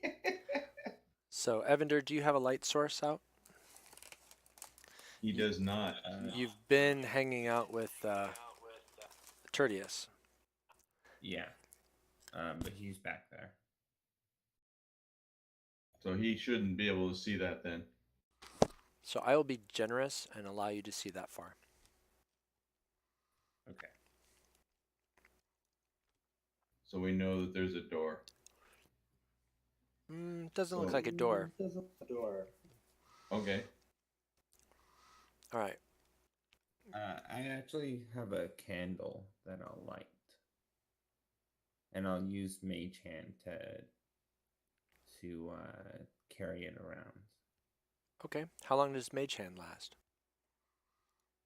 I believe it's a cantrip. It is, but I'm not sure how long it lasts as a cantrip. 1 minute. Okay. So I'll kind of like send it out 30 feet. And then kind of retract it back. Okay. So you kind of bring it back to your hand before you before it ends. Okay. Yeah. All right. So with that, you see the beginnings of stairs going up. Yeah. Okay. Well, based on what Nadia is seeing, Nadia will pull back to where you see I just moved my token. Yep. And she'll start telling everybody, hey, you know what? Let's group up. Let's stop being spread out. Let's talk about where we're going. We got a lot of different places. Okay. And hopefully she'll say it loud enough. Tertius can indicate to Bogner she wants him to pull up as well.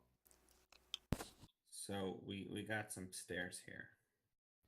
Yep, we got stairs, we got a hallway north, we've got a hallway north, we got a hallway south, we got a door to the east.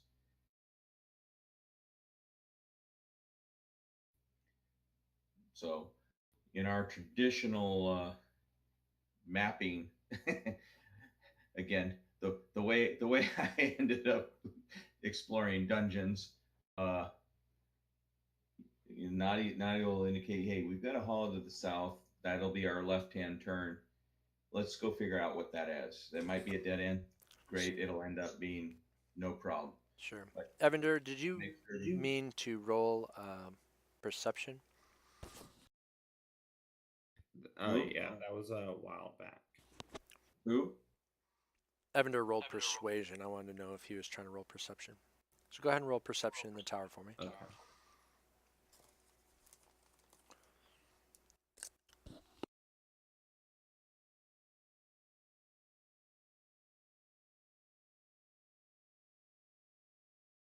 Old persuasion again. No, he did it. He's got perception. It just won't show it to you because it's in the tower. Oh, okay. I was reading the last thing. Right. No, he's good. Gotcha. Okay.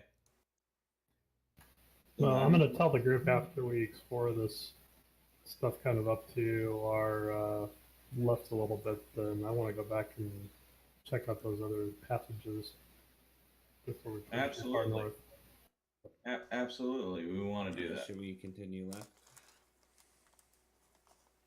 Okay. Evander, you hear some very faint scraping, maybe, to the north, up the stairs. Very faint, but you hear it. Okay. Hello? So we've grouped back down here in this area. Can we share that?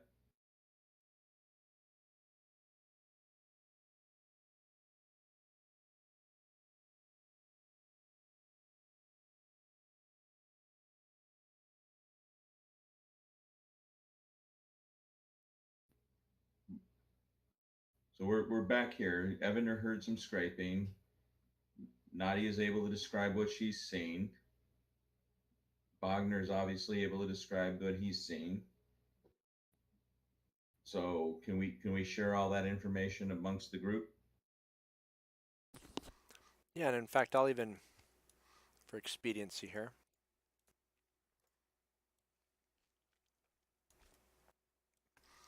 Bogner can kind of gives you a sense. You know, this is probably all worked area. And in fact, you eventually see the ochre that you guys defeated before. Okay. I wasn't going to make you do that. I assumed that was what it was, but I wasn't going to make you do that. So. No, I mean, at this point, I think it's safe that everybody assumes that what it was. So, it is. Okay. I don't need to make you guys tediously, dig out every corner. You could. Man, no fun. All right. So we know that there is some scraping from the stairs. We know that there's a door back to the west, and we know that there's some additional areas also to the west that we haven't even come close to doing. So there's a whole hallway where we know that there's at least another two hallways north, and we didn't even talk about the other like non-dwarven like made natural hallway that's even further west.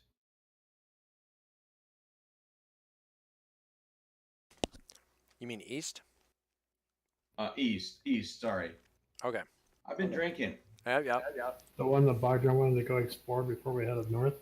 Yeah, that one. So at this point, Naughty will actually be like, okay, we know where everything else is. We hear stuff from the north from these stairs. Do we want to go up the stairs, or do you want to go somewhere else? The group decision. She doesn't care. She'll scout either way. The stairs are getting closer to where that barred door is, so I just as soon do some of these other areas, clear out or check out this area down in here first. Again, I have no. Nadia doesn't care one way or another. I still don't know how to react to Tertius, so he'll just follow the rest of the group. I kind of want to see what's in that room. What room? Stairs or the one right to the directly east? I assume there's a door. East. Yeah, with the doors.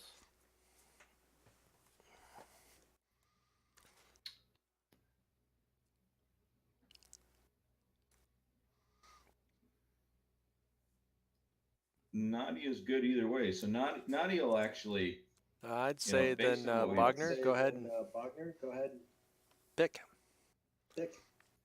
Everybody seems to be yeah, I mean, if you want to amiable. go back down, I want to go back down and make sure there's nothing coming in behind us.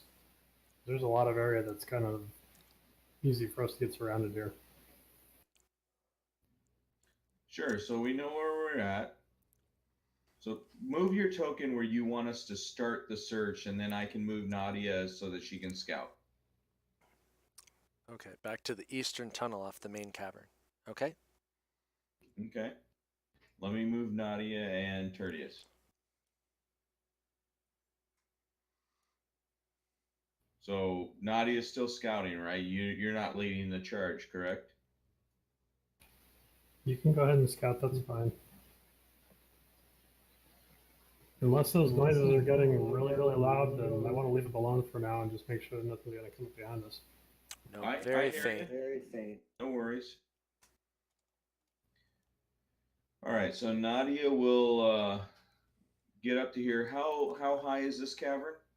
So this is, let's see, maybe 10 feet. You know, it's more of a tunnel. It's definitely a natural tunnel for the most part, but But still, 10 feet is not a big deal. So I'll stay on the ground. I will keep tapping, going forward. So my next movement will be up to about there. okay. All right, since pretty much everyone's going to be in front of me, then I'm going to come back over to the corner here just to make sure I can see if there's anything coming behind Do me. you want everybody Okay. to be in front of you, or do you Bogner. want to be? I mean, are you purposely trying to do rear guard? Yeah, Okay. Okay, give me a perception roll there, Bogner, since you're hanging out, trying to be aware of what's going on.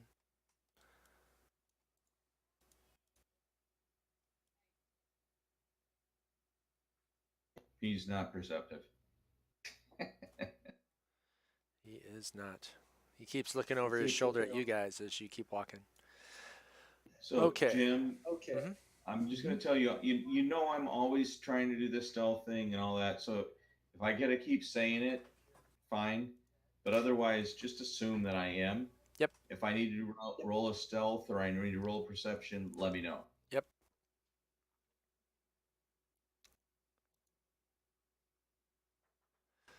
All right. You lock So, tokens. yep, I lock tokens for this reason. So as you you look, I just want to keep where he's at. All right. Dense carpets of weird fungi cover large sections of the floor in this cavern.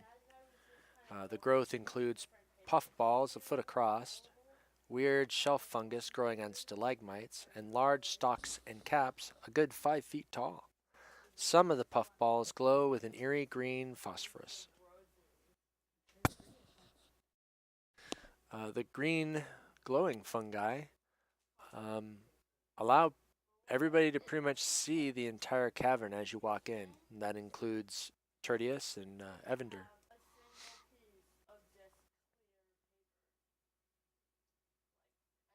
Okay. Is there anything moving in the cavern? Not that you can tell, no. Okay. I'll do like a Nadia will pull the group back together as much as possible. She'll try to pull Bogner in as well.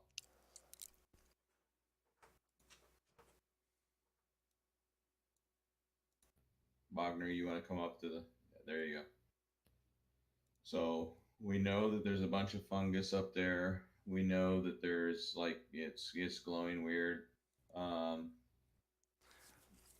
We don't know, how much do we know from a nature perspective of like what fungus and molds can do to you? I'll allow everybody to roll me a nature check. Bogner, roll me advantage for this, since this is kind of a dwarven thing.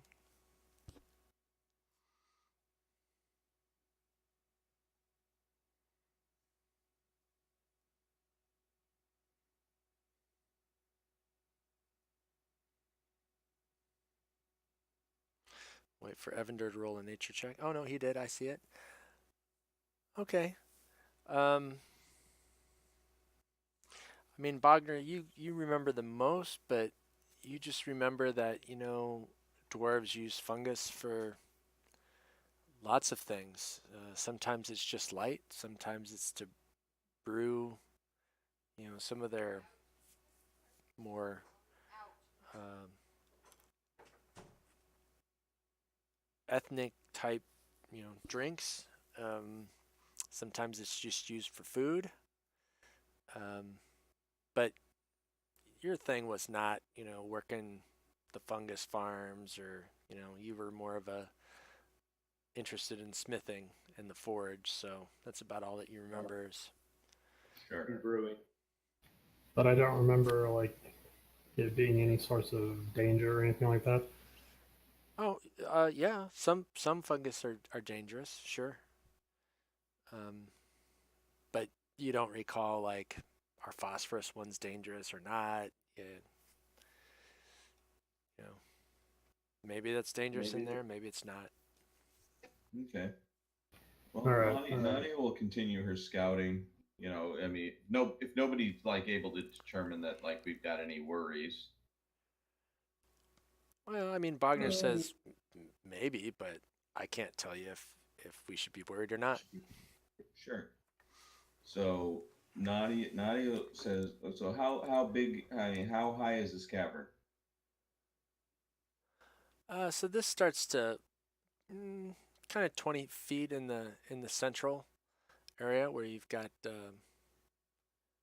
And is the this. fungus up on the ceiling as well, or just really on the ground level? No, it's on the ground. It's on the edges of some of the walls and the stalagmites. Some of the shelf fungus. Sure. So Nadia will pull up to here. All right. I guess we're gonna continue down this route unless somebody says we're not. So Nadia will pull up to here. At this point, she's gonna start going up the wall. She doesn't want to come into contact with any of this stuff. Just want to kind of start taking a gander of what we can see.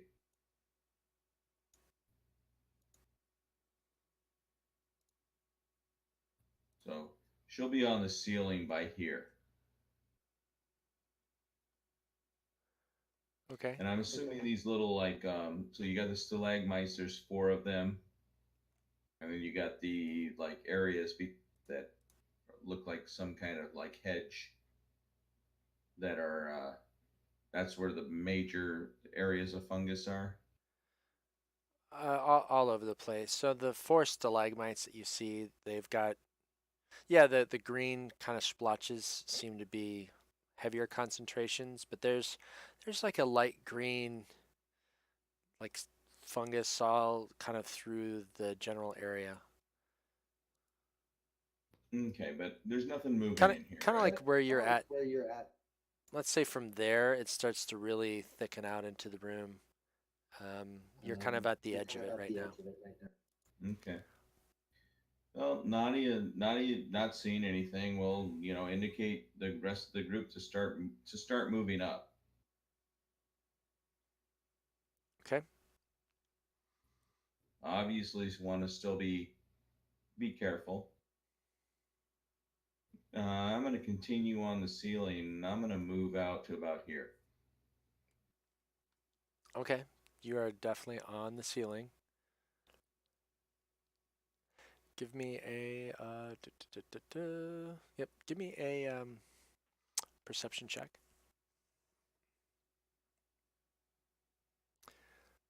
Okay. You got to tell me if you want me in the tower because I'm not paying attention. Yep. No, that's fine. You notice that there, above the stalagmites, there are, more damp areas on the roof, but there are definitely dry spots, so you're able to easily, keep track of where you're putting your feet.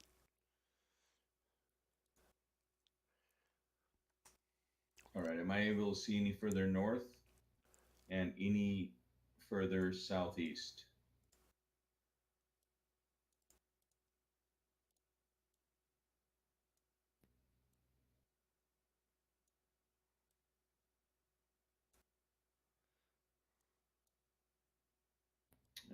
and then there's a Yep. southwest or north. Yeah, there you go. Perfect.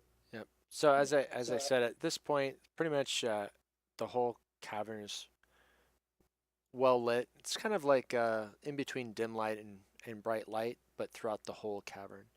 So everything's pretty easy to see.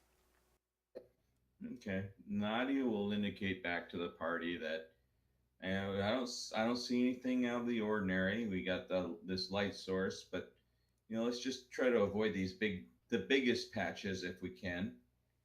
I'll stay on the ceiling. I'm still gonna skirt the major things, so I'll go around those. So if there's something on the ceiling where I'm gonna fall, I'm not gonna fall into the major patches of fungus. But I will come up to this northern segment and see what I can see. Okay, so you're where are you walking down? Where are you coming down to the floor? I'm not coming to the floor. I'm staying on the ceiling. Okay. I'm not gonna walk directly over the so like where I was. So I was here. Mhm. I'm not making a straight line from there to there. I'm walking around.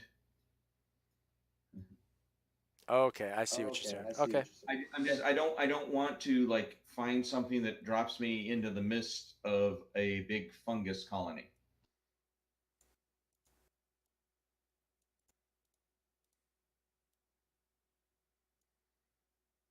Okay.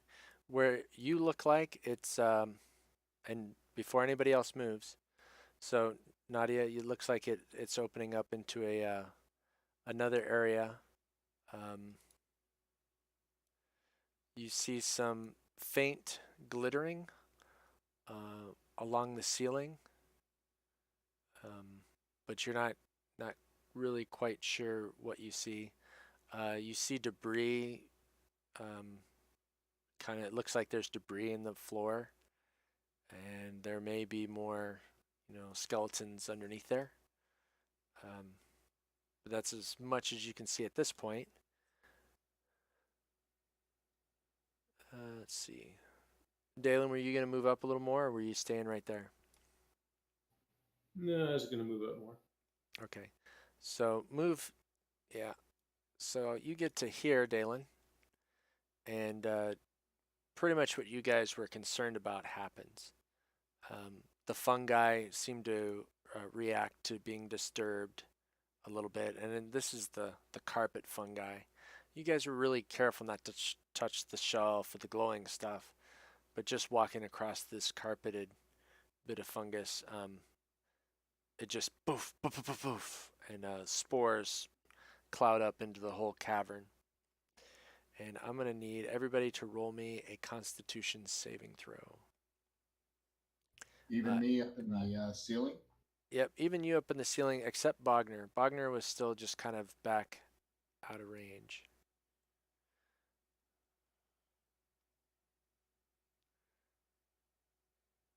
Oh, that wasn't a save I rolled. I rolled a Constitution check. Check, yep, roll a save. I rolled a worse.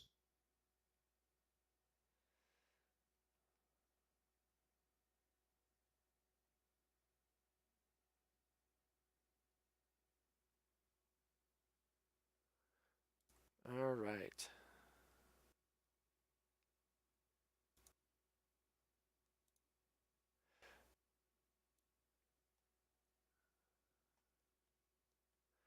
All right, so what happens is, let me go to the very first one, Dalen. You take some damage from inhaling the nasty spores, and you feel like you're going to be coughing quite a bit and does not feel good. Tertius,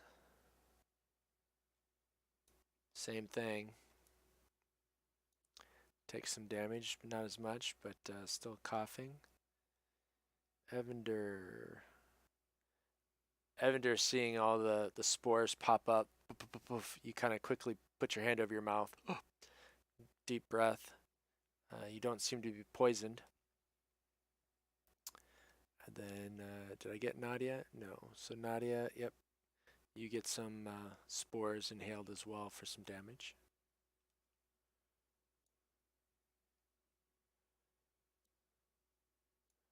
And you are also poisoned. Now this cloud has blossomed and is now kind of hanging out in the air. So at this point, I'll say you guys are probably all smart enough to hold your breath, and maybe you can choose to run through it or run back, or one thing or the other. So what does poisoned mean? As a condition, Yeah. I'll read it right out of the handbook here for you. So poisoned means you have disadvantage on attack rolls and ability checks. So we're not actively taking damage. Nope, not as long. I'd say as long as you hold your breath right now, you're not going to take any more damage. And so how long does poison last then? You don't know. It can be cured. It might eventually Well, wear I off. understand it can be cured, but I mean, so, all right. Okay. Doesn't make any sense to me. Different things poison to different degrees.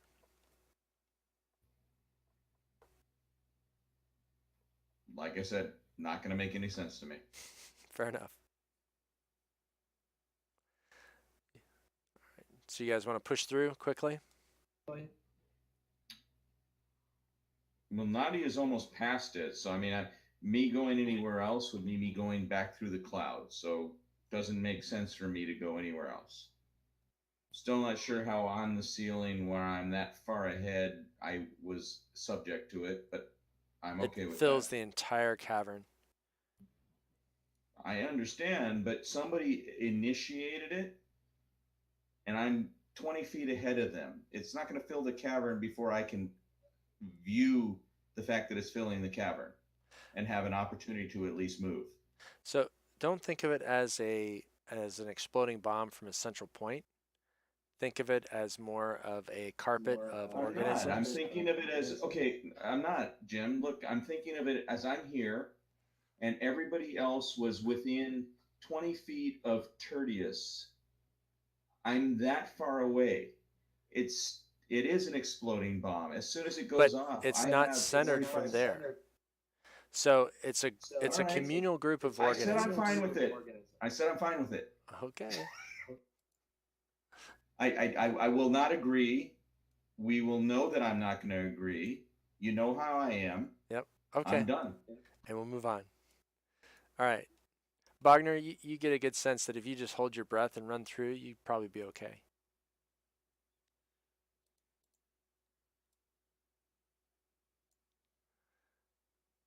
And then same thing with Tertius. All right, I'll do that.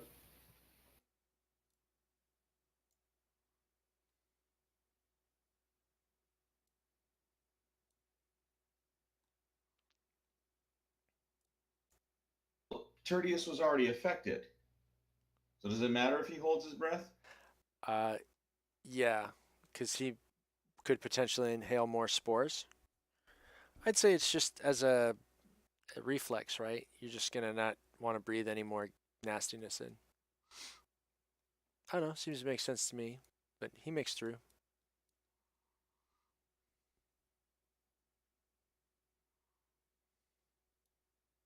So I'll move you guys up just another 5 feet, and we'll say that you guys are out of the cloud. And the cloud does seem to slowly dissipate, probably in another 30 seconds or 40 seconds or so, it'll be dissipated.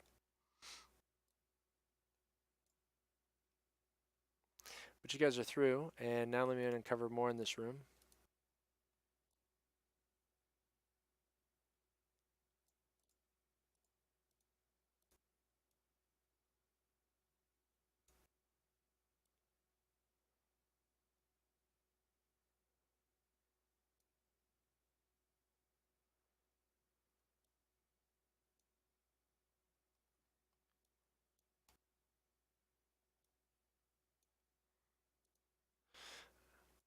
Okay, so now that you've come in here, you can definitely see that along the ceiling of this fairly large cavern are a number of glittering minerals that catch the light and send it back to create an impression of a starry night sky.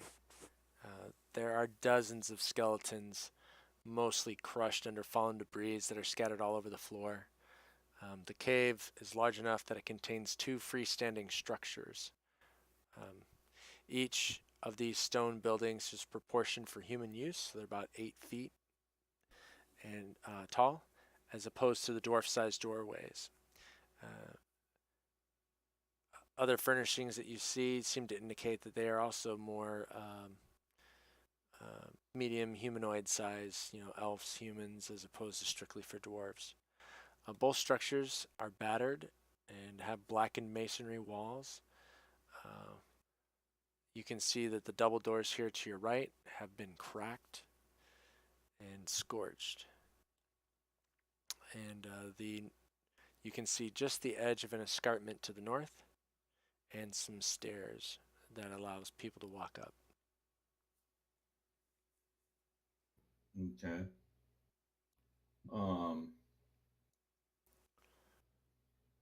Well, Nadia will look back at the group before she moves on. Okay. Is anybody proficient with Arcana?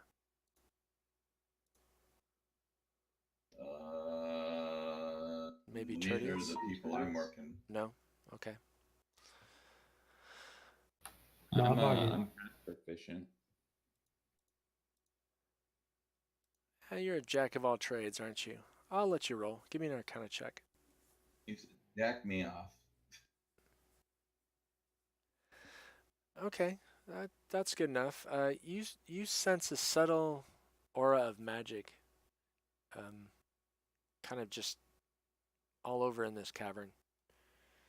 And looking at the structural damage and the remains, it looks like there was spells caused a lot of this destruction. So you're not sure if it was a battle of spells or the spells were used in defense, but definitely was heavily used in this area. And the crashing noise that you hear repetitively seems to be growing more loud as you proceed northward in this section.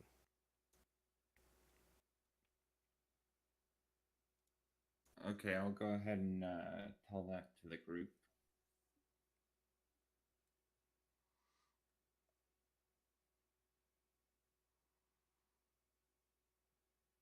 All right. Well, before we move on, so Nadia, before she's going to continue scouting, so first of all, how big is this? How high is the ceiling on this and its area? Oh, 30, 40 feet in some cases. Okay. But before she's going to go ahead and move forward, she's going to look back at the party. How do we look? I mean, do we look like we're able to go forward? Do we look like we need to like regroup? Well, I think we could. Go ahead. I think we could probably take a short rest. I'm just asking. I don't want to move forward before everybody's like. I mean, we just came through somewhere where we all got injured. There's poison effects. I don't know how long those last because I don't see that there's a poison bug on anybody, or at least on my character. So I don't know how long that poison. I haven't used any of my any of my limited resources or anything. So Nadia, just wanted to you've make- taken the most damage. Everybody else seems to, have a mild damage. I wasn't even looking at me. I was just looking general. I healed Dalen for 14 using Cure Wounds. Okay. So if we're gonna second back level? in- Yeah, at second level. Okay, you're ticking those off. Yeah. So if we're gonna take that time to do some healing. So again, that was Nadia looking around, saying, "Hey, what are we gonna do? We're gonna take some healing." Tertius will look around and be like, "Oh, well, I probably need to heal Nadia." Okay. Do you guys want to take a short rest and use some hit dice instead of spells? Yeah. And then I will use. I mean, if I'm looking at where we're at, I'm not comfortable taking a short rest. Okay. We got two potential entry points. We've also got this fungus that may, like, who knows how long how broad that cloud could get if something does come through it. Nadia is not comfortable with that. She'll defer to the masses. Let's go check out what's in that door and see if we can take a rest in there. All right, before we go check that door out, while we're all grouped up, Tertius will go ahead and do a cure wounds on Nadia. Okay. Yeah, I was gonna suggest that instead of the healing word. Perfect. And so then Nadia will go ahead and she'll resume her position on the ceiling. Okay, so Okay, this structure here, those doors are probably, like I said, they're 7.5 feet up, and the ceiling is going to be much, much higher than that. and that's fine. Nadia's not trying to go to the doors. Okay. So Nadia is going to go ahead and go beyond the doors. Mostly, she wants to see what's up here, so that we're not going to actually at the end. Is this a corner? It is. Okay, so that's where Nadia is going to go to. She wants to go look and make sure that there's nothing else that she needs to worry about. So what you open, can she actually see? Yes. Oh, because she's on the ceiling. Yep. Gotcha. All right, so Nadia is going to indicate to the rest of the crowd that, okay, and there's no critters I need to worry about? I don't see any critters? Nope. No, everything seems to be crushed and dead in here. All right, Nadia will let everybody know that, you know, everything from what she can see looks clear. Everybody else can move from that knowledge. Crushed from what? So once Evander lets you know about the spell battle, it looks like stalactites fallen down, rubble, having been exploded, um, fireballs, just all manner of stonework and mage spells. Some, stone tables, heavy chairs that are now just, broken into pieces, covered in dust.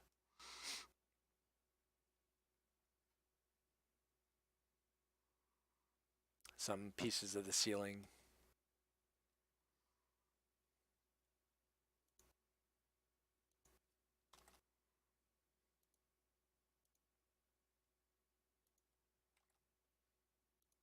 Does anybody want to give me a medicine check on the poison?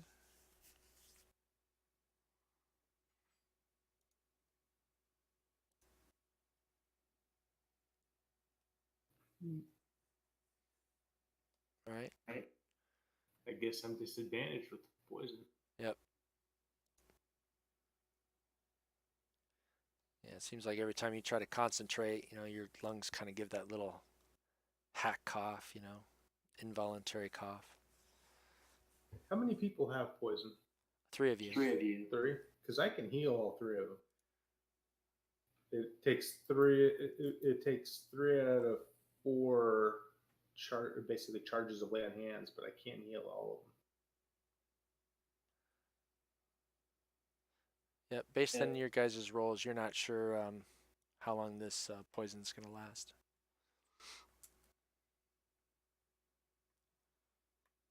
Yeah, I'm perfectly willing to go ahead and heal all 3 of them. Okay. If you're going to do that, then I will remove it from everybody.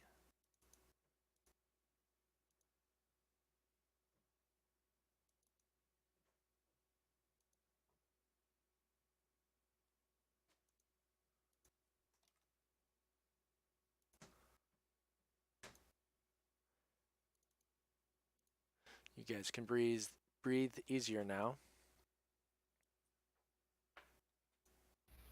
So, Jim, does it look like there's any risk of anything from the ceiling coming down on top of us?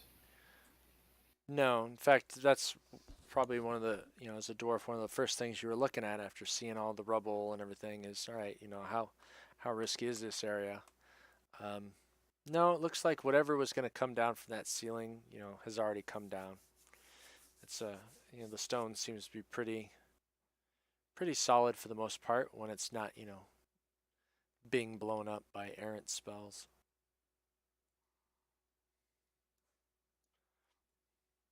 And by the scorch marks and everything else around here, this wasn't magic missiles being thrown about. And All right, well, then I'll go ahead and move up to the doors then. Okay. And I'll try and listen as best as I can.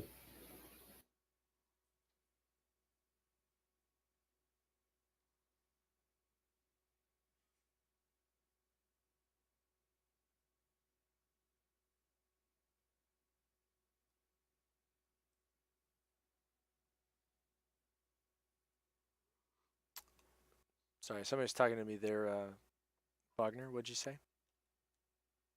I said I'll try and listen at the doors as best as I can. Oh yeah, well, go ahead and throw something in the tower for me.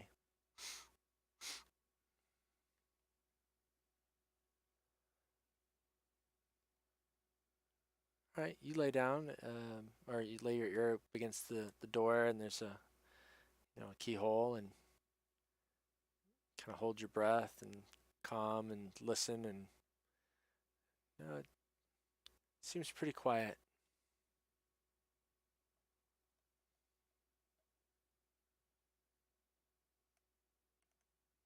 Is it unlocked? Yeah, it doesn't seem to be locked. Does it open towards us or away from us? Well, it would open towards you, but you do notice that while it's not locked, the hinges seem to be partially melted. So you'd have to kind of, wrench the doors open.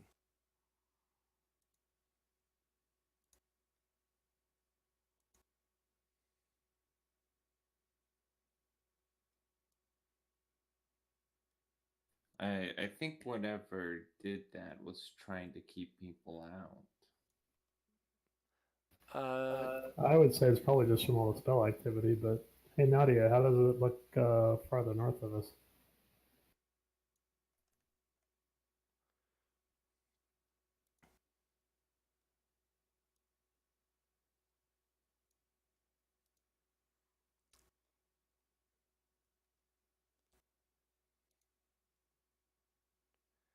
Maybe he's grabbing a beer.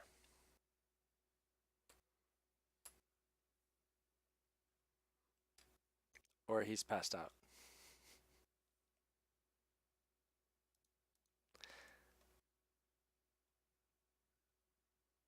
Well, we'll ask him again when he comes back. So you guys want to... Nadia would say that it looks like more of the same as you go further north.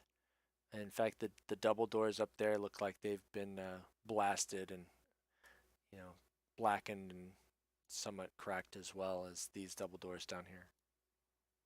Well, my curiosity is piqued, so I think you guys could probably force the doors. okay. Yeah, I'll go ahead and try that. Okay, you got a crowbar, so I'll give you advantage. Give me a stealth check with that. Not stealth, strength. So just under strength abilities, roll that. Yep. And you said with advantage? Yep.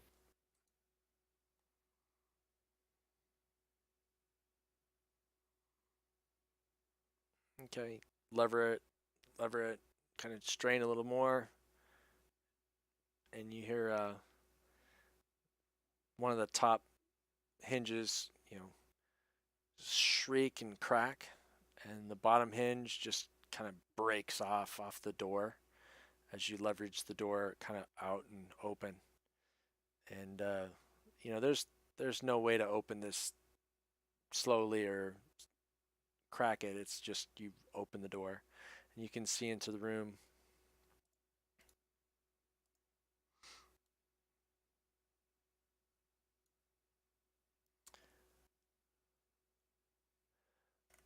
So as you look in here, you can see dust and ash, walls all blackened by fire. Heaps of debris beneath the sagging ceiling show that this room was damaged by a destructive blast. Uh, all the furnishings, tables, chairs, bookshelves, bed, they're charred or splintered. But other than that, you know, seem to be almost, like they were just charred and splintered yesterday. There does seem to be an iron chest that's, scorched at the foot of one of the beds.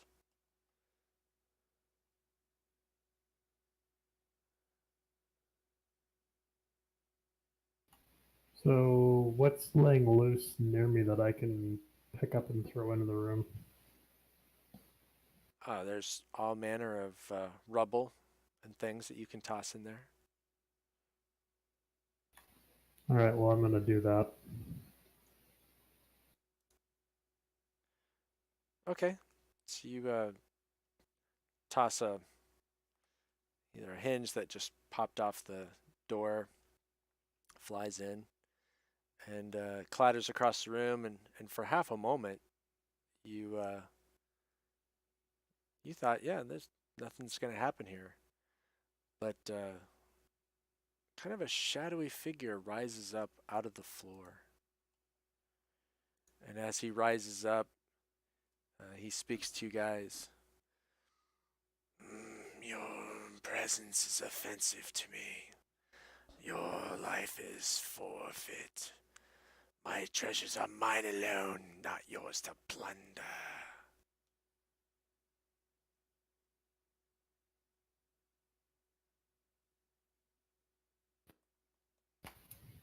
So, is Nadia back yet? Oh, I've been here. I've been listening. Okay. Why didn't you tell me what was up north when I asked you? What was that? I can't understand half of the stuff you say. Oh, I was asking you for a description of what was up north before we started into this room. Oh, I maybe I wandered away for that. I had to make popcorn, but Yeah. That's fine. You told them. it's just Okay. open areas. So Okay. Do you say anything to this creature? In fact, let's see. Everybody but Nadia and Tertius can give me a nature check. So Evander, Bogner, Dalen. See if you recognize what this.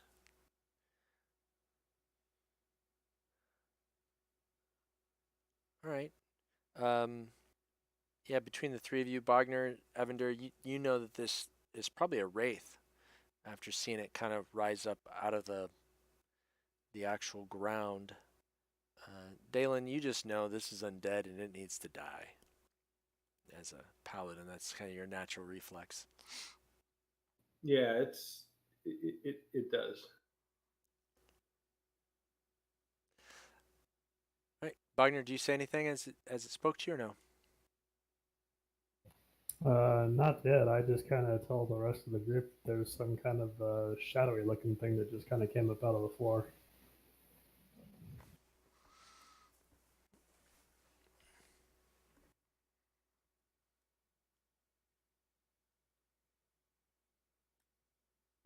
And I don't know if my hammer's going to have any effect on it, but I'm definitely going to have it ready. do we need to do an initiative check? I will. It moves slightly to its right to kind of get a better visual sight of out the doors. Yeah, I'll just be like, well, what if we just left you in peace?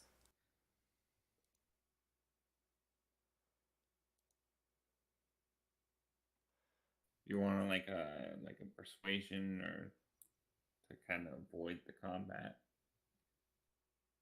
The the creature listens to you. And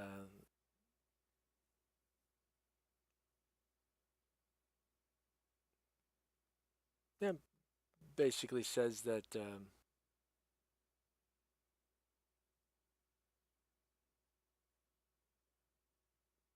peace is not enough. You've now you've disturbed me, and your presence here cannot be tolerated. Well, then it's on.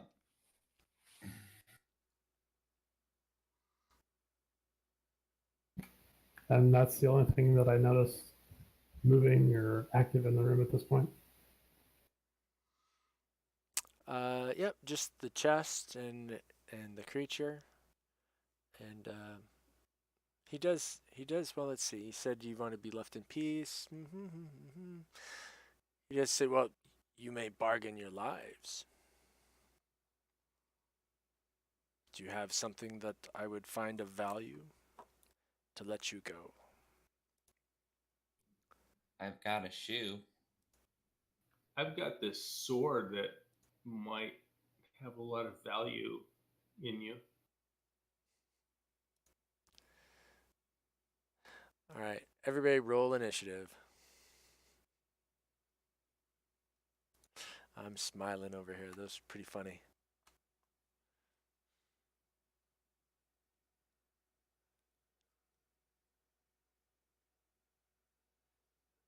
Wow, Tertius beat out Nadia. Wow.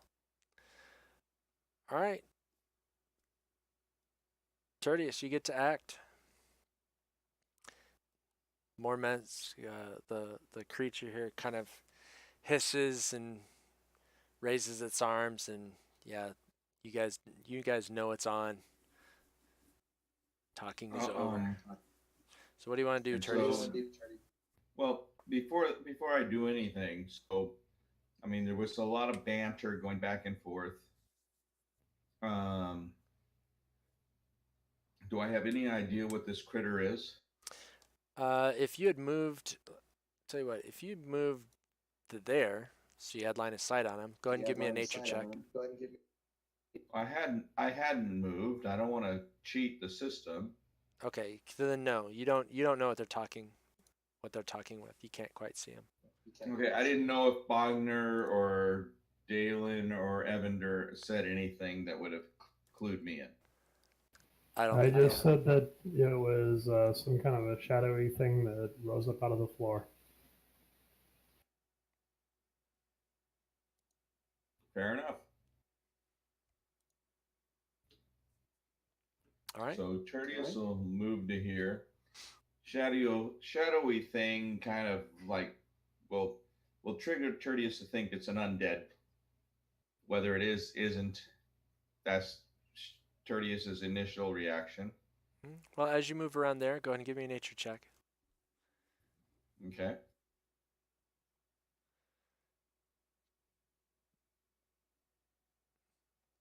Yeah, you're pretty sure it's undead, but you're not sure about anything else about it. I'm pretty sure it's not going to like Moonbeam. Probably not. I am going to try to cast Moonbeam on its ass. All right. Barring that, any other part of it.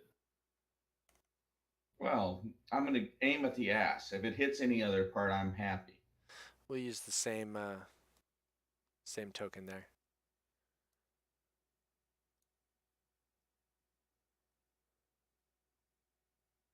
It fails. All right. And go ahead and put the moonbeam effect on yourself so we know how long it's going to last.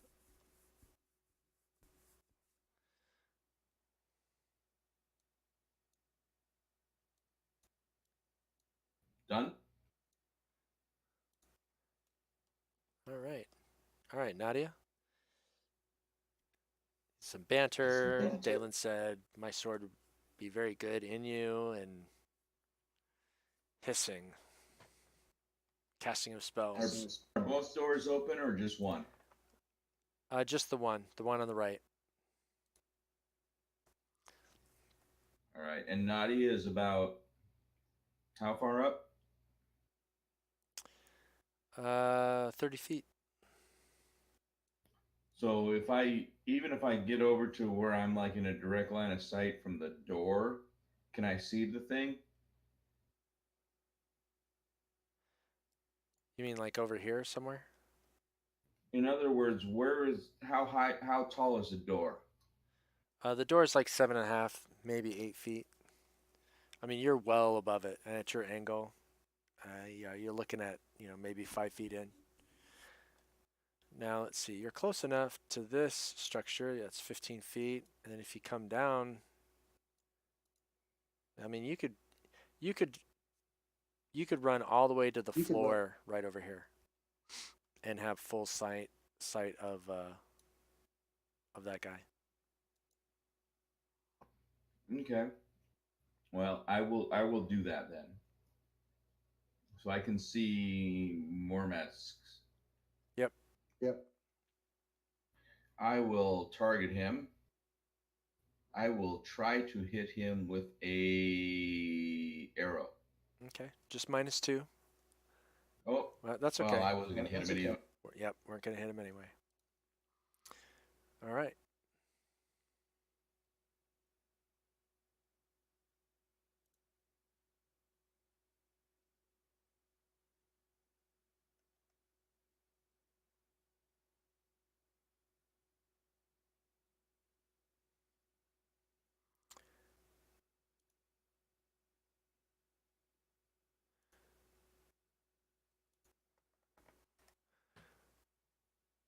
All right.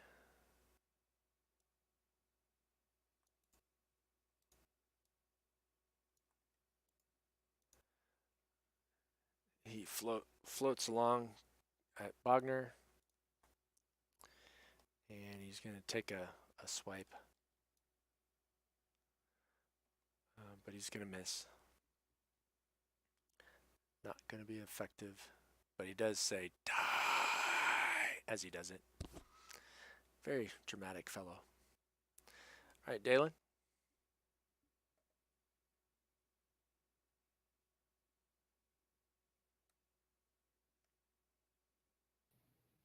I assume I can do that move. No, that door's closed. You can try to wrench Okay. it open.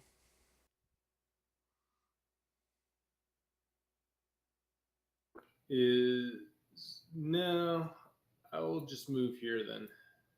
I mean, Or wherever I get, up next to Bogner. I assume I can attack the guy from there, right? yeah. All right. Bonus action first. I'm going to do Vow of Enmity on him. Okay. And is it shift drag or just drag the effect to myself? Shift drag onto the wraith. Go ahead and do it again. There you go. Perfect. Okay.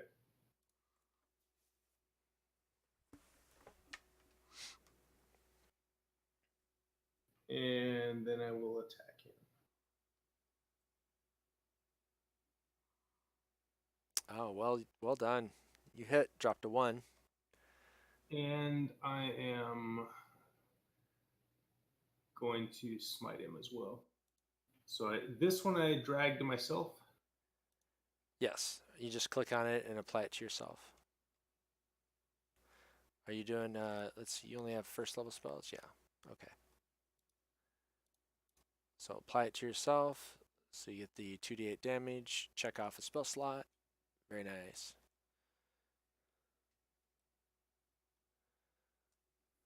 You heard him good. You heard him real good.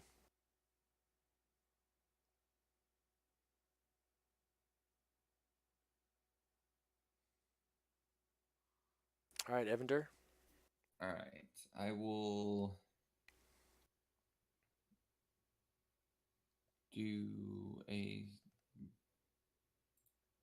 bardic inspiration on. So he's okay.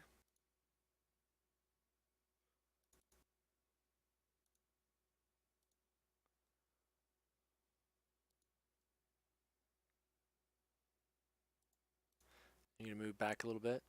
All right. I actually want the bardic inspiration on Wagner. Okay, we'll go ahead and apply it to Bogner.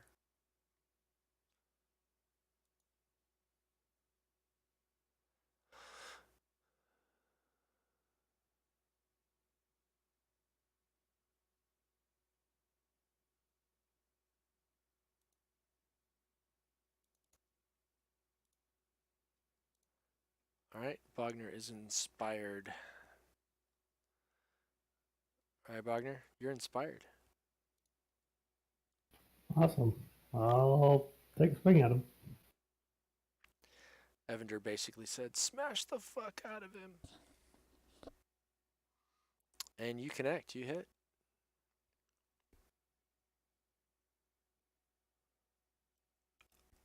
And just this similar, kind of shadowy creatures, you feel your hammer, kind of hit him but it also kind of passes through him. Doesn't do as much damage as you thought it would, but he hisses, so you didn't make him happy. I kind of figured that was the case. I'm going to go ahead and use my action and surge. All right.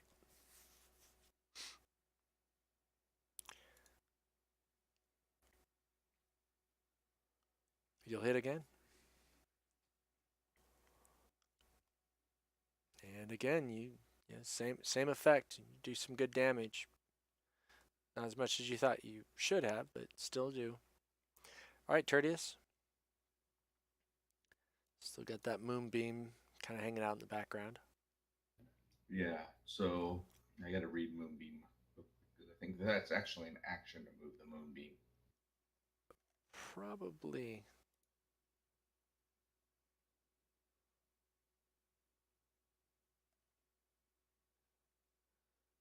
Yep, it is. But you can move it up to 60 feet. 60 feet. So my action is I'm going to move the Moonbeam here to bump into Mormesk. Yep.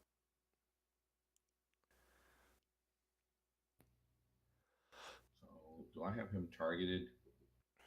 You do. You I do. do. So go So ahead he and needs roll to it. save. Roll it. He does not.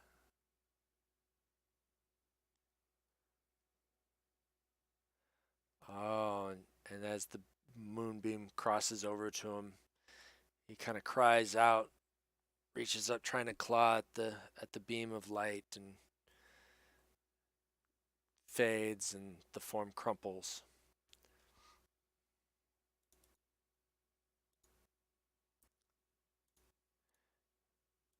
And he dies.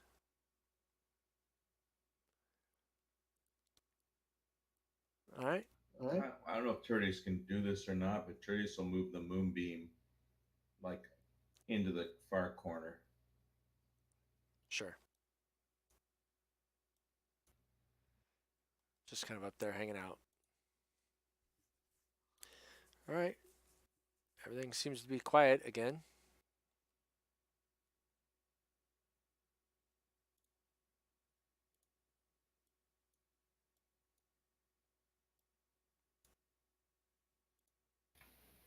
Well, unless you're going to tell us that it's clear to go into that next door, then I think we probably ought to call it a night here.